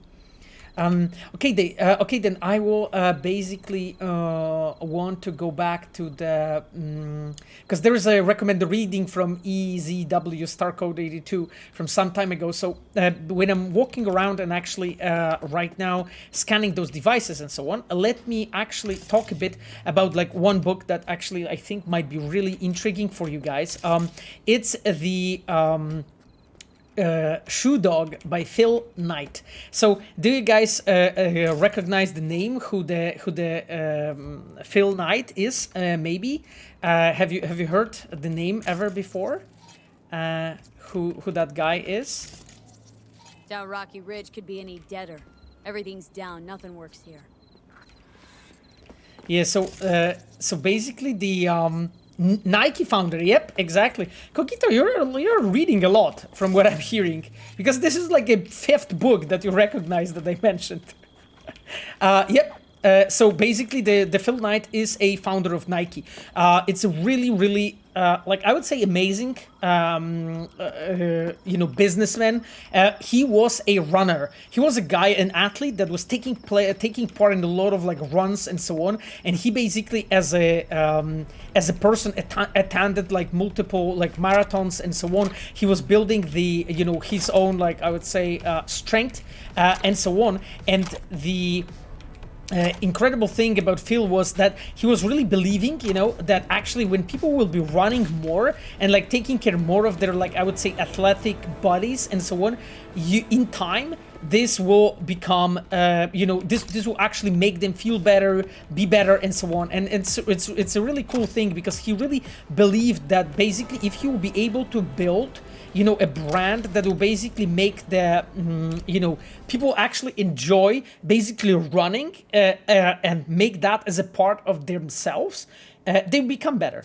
And this is what the book is about, really. Like the Shoe Knight is basically about Phil Knight building an empire of Nike, and it's so cool. Like when he, for instance, like the name of the company, it actually came out from the fact that Phil Knight, he was on this endeavor to Greece when he was during his studies, and he saw the posthument of Nike, right? The goddess of a victory and the goddess of knowledge. He saw her, and basically it's stuck in his head. And I remember tells a story about like when with his team they were sitting down like thinking about the name of the company, and he just reminded himself of Nike, the goddess of victory, and he proposed, okay, maybe she should be called just Nike. And that was basically the shot that they went with. We found the shard later. Sorry, Jax, I'm out. Put those new fridges under the bar. Set up the kegs. Tops are all flowing. Head off the Brozev, foaming up preem. Guess all you need is some fucking customers, then we can talk. But seriously, of a friend, just sell the damn place. Never gonna finish this town. They haste you good with that low-rate mortgage, I know it. Got a feel for that sort of thing. Anyway, you need something, kid me up for the horn. I'm going to be back pouring brew in Night City, Bozy. So, he mentions Brozev, like you probably recognize. It's, again, one of the brands that are, like, very, I would say, prominent in Night City, I think. Isn't that? Yeah, that's Abydos. The Brozev, I think, is also here. This place is so dark. Oh, I can't leave through that door? Okay. I think we can actually discuss the topic with Panam. There's a question: do I read fiction books? If yes, please help out in development. Do they help you in development or something? I do actually. I used to read a lot of the fiction books and so on, and then I would say around like 5 years ago, maybe a bit maybe it was a bit far in the past.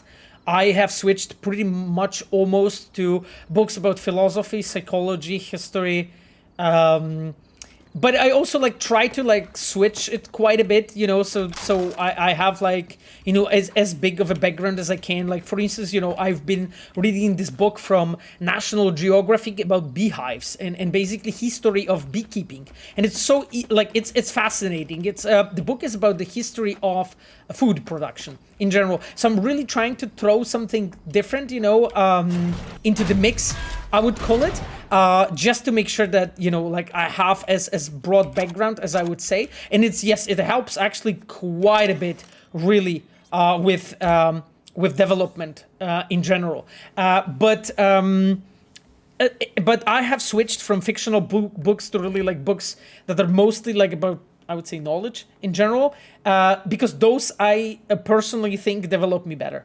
So this is what I'm doing right now. Right now I'm just finishing a book from, I think his name's James Hayden, and this is basically a critical writing critical fiction, I think is the name of the book. It's really awesome. I'll talk to you guys about that when I'm done. I'm almost there, actually.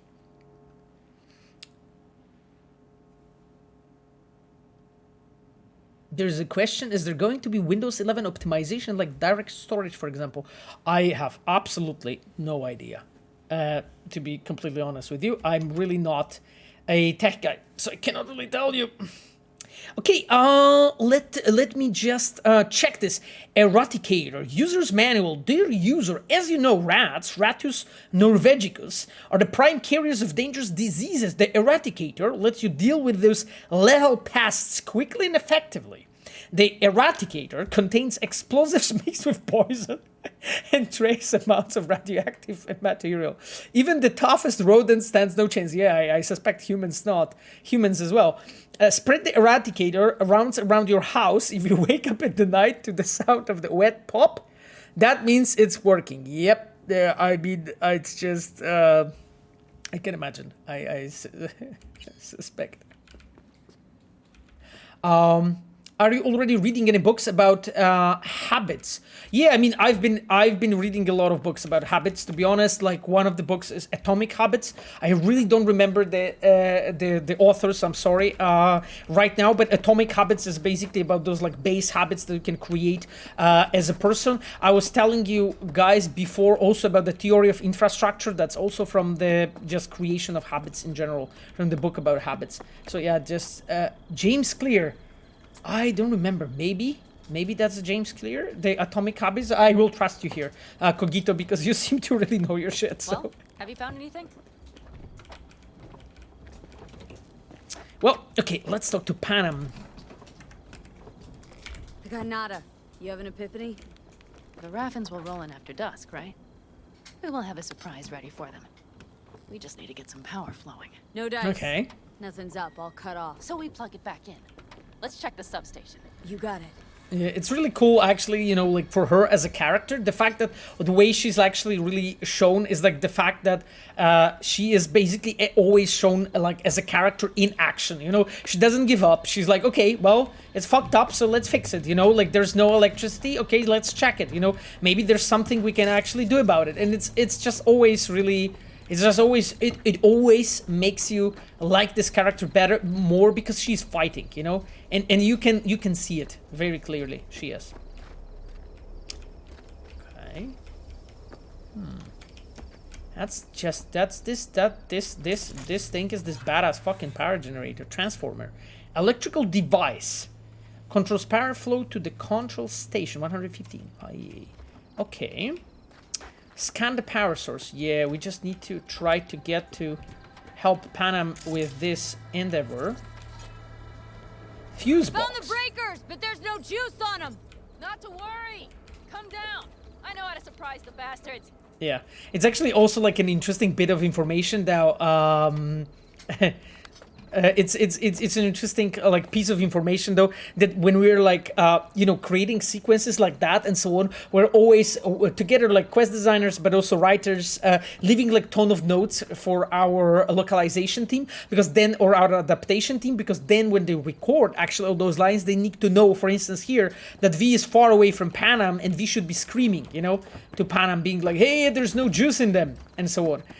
So, you know, because it wouldn't be like believable when I would be standing up there just saying, hey, Right. there's no juice. So, the intersection is powered from that transformer substation, right? The switchgear on the roof. We'll flip the switch there and everything will light up like Christmas. Understood? Okay.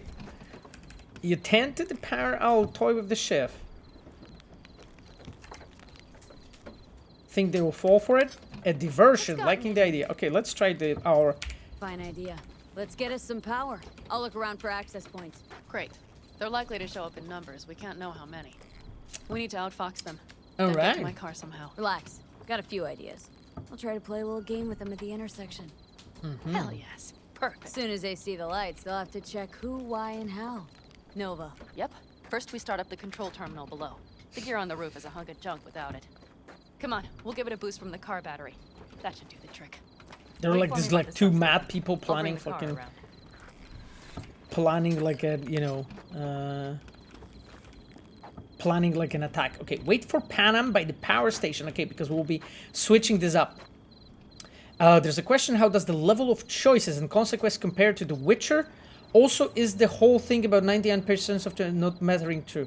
Huh, I mean, I've been talking about it quite a bit in the previous streams and so on, so this is obviously like a really important topic to me. And one thing that is definitely different here in the, you know, in Cyberpunk than in contrary to The Witcher is the fact that we have been way more subtle for the choices. And like, I very often encounter situations when players says like, hey, this choice doesn't matter. And then I literally know that it does. It's just they don't know where and when. And with Witcher 3, the difference is that literally very, very often we've been giving you very clearly telegraphing, right? You had this, you know, for instance, Geralt has this like flashbacks when he had this epiphany and he had like, oh yes, because like I killed the evil heart, then this or that happened and so on. And we were like very much in your face with all those consequences. With Cyberpunk, we are so more subtle and we just basically count on you finding it. And you know, I would say it's good and bad because like I think from the players that spend a lot of time in Cyberpunk, they actually start seeing all those things but that requires you to replay the game a lot of times to actually observe it, you know, really well and so on. While in The Witcher, it's way easier. It's just way simpler to see. And of course, like in general, I would say Cyberpunk has a different structure as a game because it's not essentially shorter, but the game has a shorter main storyline, but has way broader branches on the sides. And because, for instance, like all the Nomad storyline, right? Everything that actually opens up all additional epilogues, those are all side quests, right? As a player, you don't have to do them. Like, so those are side branches that you can do. So basically, the Cyberpunk has a different constructions. It has like a shorter main part, but broader, I would say, branches on the sides. And a lot of players just run through the objectives, do the main story, finish the game, and moved on, right? And that's why I think for some of the players, it may look like, okay, there's way less, because like you just need to invest way more into the game. And I remember, like, I think it was like before the release, when I was talking about it before that, like Cyberpunk is constructed as a game in a way that if you put more time into it as a player, you will get more back. And for instance, like a very simple example is you put more time into developing your relationships with characters. Let's say you're with Judy as your partner, then that point, that fact is brought up multiple times throughout the story. Same goes for Kaer, same goes for Panam, for River. Each of them is different, but that's being tracked in multiple quests in multiple places. But as a player, you don't really know where, and basically just you playing it multiple times in different combinations, this is the only way to see it, right? The other thing is, I think what's important is like the main core, I would say, construction of the Witcher. And this requires a bit longer explanation, so I will be playing and talking quite a bit now. The thing is that in The Witcher 3, the structure of the story is completely different than in Cyberpunk. You are, as a player, visiting No Man's Land, you're visiting Skellige, and then mind that after Battle of Kaer Morhen, we bring you back there where you see all the consequences of the choices that you have done. Now here in Cyberpunk, very often when you do some choices, the consequences are there. Sometimes they're more subtle and less visible, and that's on us. But very often it requires you to drive back in a given place and find it. And like, for instance, like, I don't know how many of you basically check the columbarium, right? In different places in the story, you know what happens and so on. And yeah, there's like a bunch of things that I think nobody yet found. Or at least I didn't yet see any Reddit threads or YouTube videos about it. Because that's the thing, like, the game is built with assumption that you will like have fun with it, experience, you know, have built like a, I would say, interact with the community around the game and just like find out. For instance, the Nibbles, right? The cat. So Nibbles was implemented by me, right? I hidden him in a way to make sure that there's nothing in the game that tells you that this cat is there, aside of just one thing.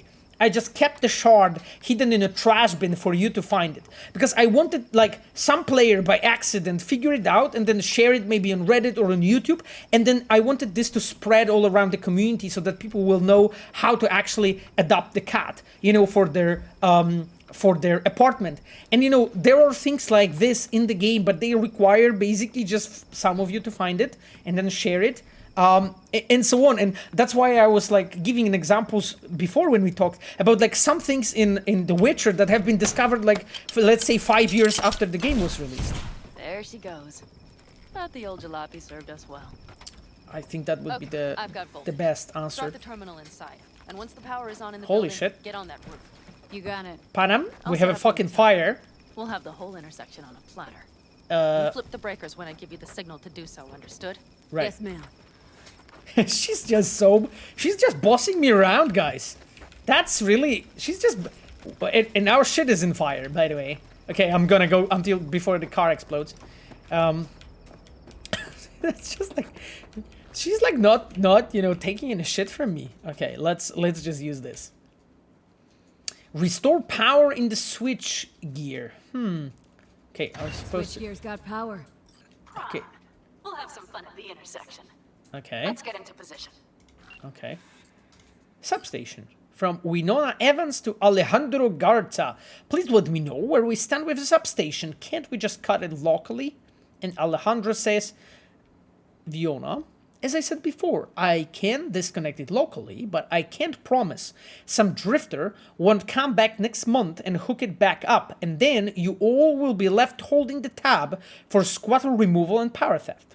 Leaving it up to you. Save some money today and take the risk, or put the whole Rocky Ridge disaster behind us once and for all. Disconnected locally. V. Okay. Or rather W from Winona. Okay, I guess we are supposed to get to the roof. Guys, but one important thing that I wanted to add to like what I was speaking about just a moment ago. I'm not saying that I'm completely satisfied with how choices and consequences have been done in Cyberpunk. I think that there were like, I think it was a, it is a very important learning point for us to recognize that in the game like Cyberpunk, players need something different and not all the tools from The Witcher work. And it may sound super obvious to you right now, but please remember that we've been taking these decisions regarding how it's built in like 2016 and 17, right? This is a moment when we've been designing all that, right? After we finished second expansion for The Witcher. So that was the moment when we've been asking ourselves, okay, how to build it, how to do it, and so on. This is when all those key decisions have been made. And like right now, I think we didn't really know that the difference between Witcher and Cyberpunk, even though the core of the game is very similar, but just because, like, you know, the lore is different, the character's different, the character build's different, story's constructed differently, there's so many different things, like first-person perspective, so many different things pile up and generate the situation when everything is, when the difference is actually very, I would say, visible, you know? And that is, I think that is like a learning point for us, that all the tools that we have, like, I would say, developed working on Witchers from, like, Witcher 1 to second expansion of The Witcher 3, so literally, like, it was, like, 12 years, I think, altogether. All that tools, you know, that we generated, this is not something that we can completely entirely use for Cyberpunk. We need to have a different methods, different solutions for it. And I think this is a very important learning point for me for the future. Now we wait. Remember, as soon as we see them, you give us power. Okay. guys, I think that we should, because we are almost at the end of the stream, and I want to like have time Raffins will to come from look at where? your questions still. Any idea? The northeast. So I just need to save from the the game. freeway that was never finished. Okay, cover me just in case. Got it. Cover me just in case. Of course. Yeah, because that's the time skip. Are you finishing this quest? Oh, well, I mean, Really, we're really kind of, hard to miss. we're Let's take them by surprise. kind of short. Let's try to do this quietly. If anything happens, I'll start picking them off. Sound good? Sounds great.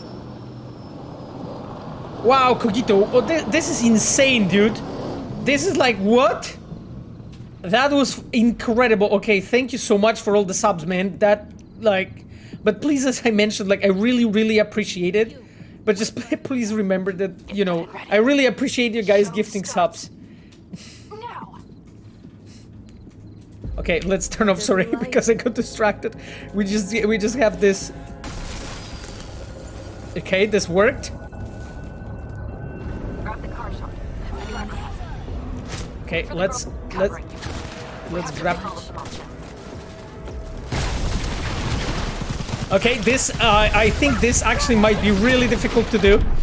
So yeah, I actually think, guys, that let me just load the checkpoint and let's see basically where we are.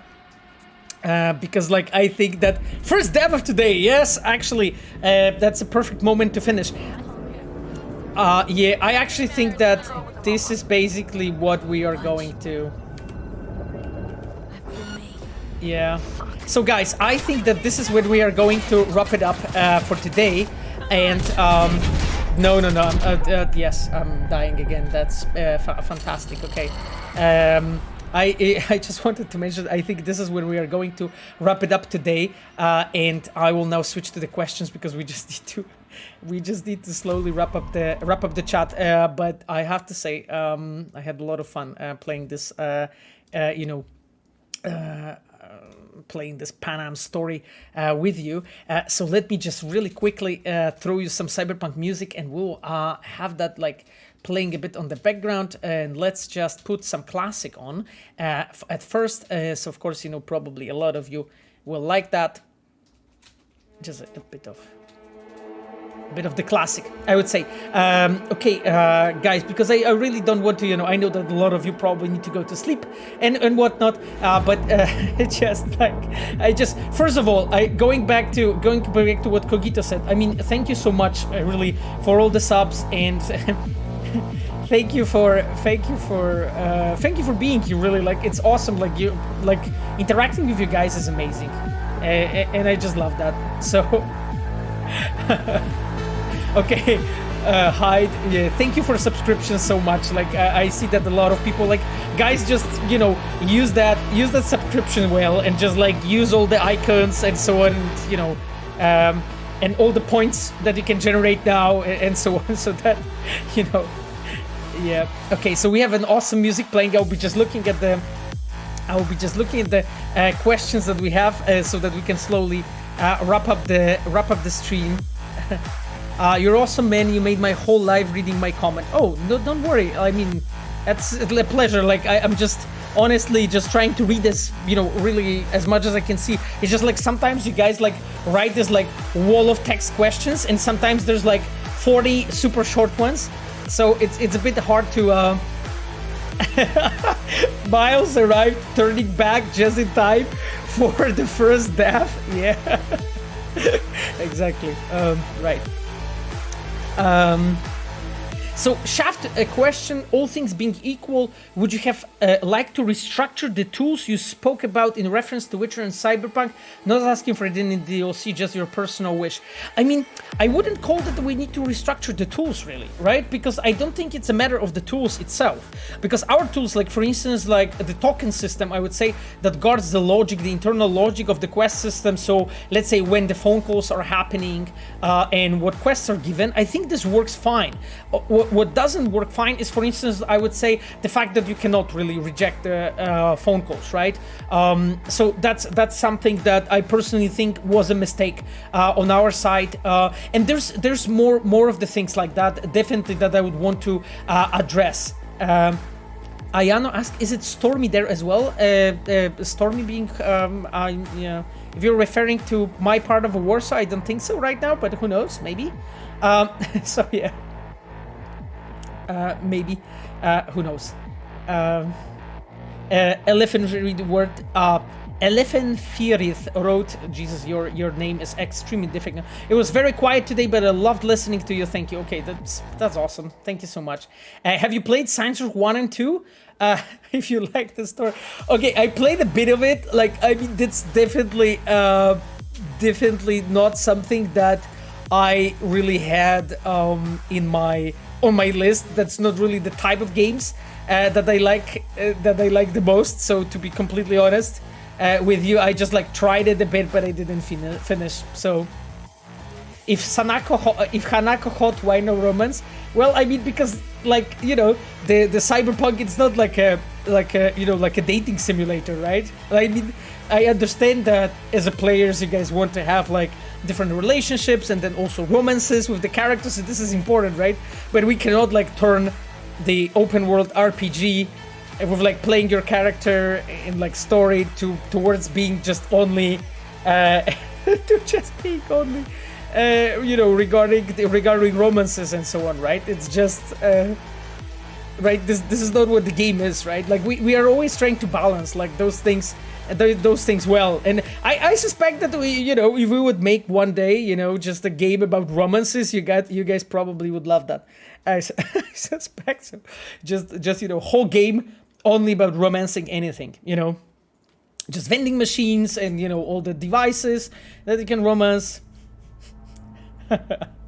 Damn, I'm late. Edo, you just arrived like literally 7 minutes before wrapping it up. But you know, Edo, what we did today? We have played the Flaming Crotch quest.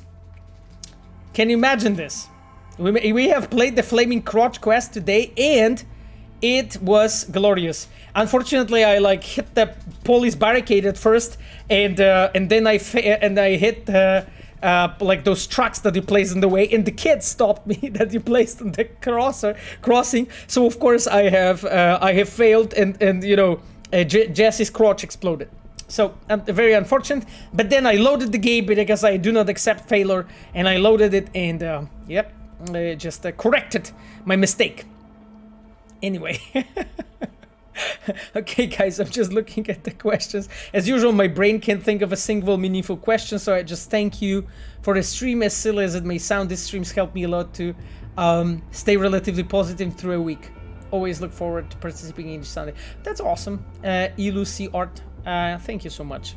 I'm glad I can, you know, this can bring any positive value to your life, really. That's nice. What... Oh god, there's a really long nickname. What are you doing, Lul? Okay. What are you doing, Lul? Wrote, so I played through your game after watching all the promotional videos and stuff. Where are the branching stories and multiple choices? Where is the driving and walking? Where's the AI of driving and walking? Where is the dynamic night and night cycle? And okay, this question is really loaded. I mean, I can maybe walk answer it one by one. So regarding the branching stories and multiple choices, I mean, we have talked about it quite a bit, and I think even in this stream I have answered that quite a bit. Like, it's actually interesting because like when you will because we've been doing on the side of the devs, you know, looking at the just numerical value, like how many choices we have, how many consequences we have. And when you compare it to The Witcher, it's much more. It's much more than we did in The Witcher. Because like, please remember that the game you're playing, if you're playing it once, right? You're playing, let's say, female as me, like female nomad, and then you decided to, like, I don't know, let's say in 003, you just saved brick, and so on. And then, you know, when you're moving forward, you're making all those choices and so on, and you're crafting your own story. But this is basically the version you're seeing. I was talking about the fact that, for instance, in Cyberpunk, we're way less telegraphing all those things to the players. And I think, ultimately, I think it was a mistake on our side on a big extent, and this is something we'll be definitely addressing. You know, whatever games or you know, expansions we'll be working on in the future, because it's just as I mentioned, like Cyberpunk requires a different narrative tools to tell this story well. Basically, like the flashbacks from The Witcher 3, they do not work in Cyberpunk, and this is something we couldn't use, you know? But when you look at the numerical value, there's way more variety. And just look at the fact that you have, like, how you can build your character, you know, how many choices you have regarding your gender, regarding your background, regarding, you know, your partners, I'm talking about the romances, regarding just the branches, regarding the endings even and finales. I mean, there is so much more stuff that we did in comparison to The Witcher 3. Now, Witcher 3 has one huge advantage, and that advantage is this is a third-person perspective game. You just make that game in a completely different way, right? It has a very big, I would say, and long main storyline, and that gives players this impression that there's so much more going on. Also, like the fact that you as a player, when you're like going back, you know, to Skellige and No Man's Land after the moment when you have visited it first, and then you can experience it, see all that choices. This is the part of the telegraphing that I was talking to you about before, that we definitely on our side need to improve way better moving forward, and like understand, you know, where the issue was. Now, you're also asking about where is the AI regarding driving and walking. I mean, you know, this is a topic that we definitely know about, and there were already some improvements done on that side in patches and so on, and definitely this is something that is still on our list, something important to us, I would say. And you say there is so much more missing in that game which was advertised. I mean, can you point out what is actually missing that was advertised? Actually, like, that is absolutely not there, right? Because there were situations, let's say, I remember like when we were talking to you guys about, like, well, for instance, like wall running, right? And we said we tried it, but it didn't really work for our game, right? So this is a decision because we wanted to have a better game, and we decided, okay, this actually doesn't really work that well for this game, so we need to make a decision, okay, we are not having it, we'll actually put all that work into other features. And this is what we did, right? So when you're talking about those things, this is a normal, natural process of game development. And I can assure that every game has that stories. It's just like you guys don't know about it. And the reason why you don't know about it, because we have been so much more open. For instance, we have shown you the game in 2018. We have shown you the game in 2019. Normally, when you're seeing the game, which a lot of, I would say, publishers and developers is doing, when you're seeing the game first time half a year before it's released, and then it gets released, that's it, you don't know what was actually the story, what was actually before, I would say, experimented with and so on. You don't know, right, as a player, because how would you, right? Like, on our side, we've been very much open. We were showing you guys literally everything with like extremely big text on that video saying like, this is a version that is in the development right now, and everything is a subject to change. And when we meant everything, we really meant everything. I think that you really didn't expect, and you're not deaf, so it's understandable, but I think that you just simply didn't expect this much being changed, this much. And we were showing, like, people were comparing, let's say, screenshots, right, from 2018 to 2020, and there was like so many improvements that we did, right? But of course, you know, people prefer to like point out those small things, like, you know, things that didn't end up in the game because maybe don't know the reasoning and so on, because that's something, you know, to discuss, but they don't understand that we have put all that work and the time that we would normally put into that feature into another things that, thanks to that, got so much better, right? But again, it's a very complex process to discuss. Guys, you just keep on adding, you know, questions and so on, and it's just like, I think we slowly need to wrap it up. Yeah, there's in the mix 37 just wrote the AI needs a rework for sure, plus the physics and collision detection and police systems still love Night City, but I'm sad to still see those problems. I'm 150 hours in the game. First of all, like, I mean, really, thank you for playing the game. I really appreciate it, and one thing we can say is, like, we are aware of those problems, and everything that you guys have been talking about, we've been looking into, and like last 10 patches, we've been trying to address everything that was critical on the list on the very top, going from the top, I would say, from the most critical things, because like always as a dev, you need to balance. And what you need to balance is, you need to balance how much, we can change in the time that we have, and how much value it brings to the player, right? And there are some things that are very, very difficult to change. Even they may look more trivial for you. Guys, because we will keep, discussing it forever. And again, like, I will keep on streaming and keep on talking with you, so we can just keep on having these discussions next time. So, I really think that this is a time to wrap it up. So, I really wanted to thank all the Reds and all the moderators here. So first of all, Ayano, our moderator and our UI producer. She's also streaming. You can check her out. Sapphire, my girlfriend, also our moderator. She's with me every week here with you. And then all the Reds that are with us. It's Chivok, our customer support specialist, Lord of Rivia, our senior mod. There's Miles Tost, our senior level designer, and it's Ero, our quest designer. Thank you so much to all the Reds for being here, and thank you guys for just asking questions and coming over here. I really appreciate it. Now, I think that would be it. We'll be wrapping it up, okay? We'll see each other in a week on Nothing Changes. We'll try to beat that encounter that we just started with Panam in the city where we just, we just revived the electricity, so we are going to encounter those Raffen ships there. So let's wrap this up, and I will just leave you with some good cyberpunk music. I wish you a fantastic rest of the day, or fantastic evening if that's the time for you. Bye bye.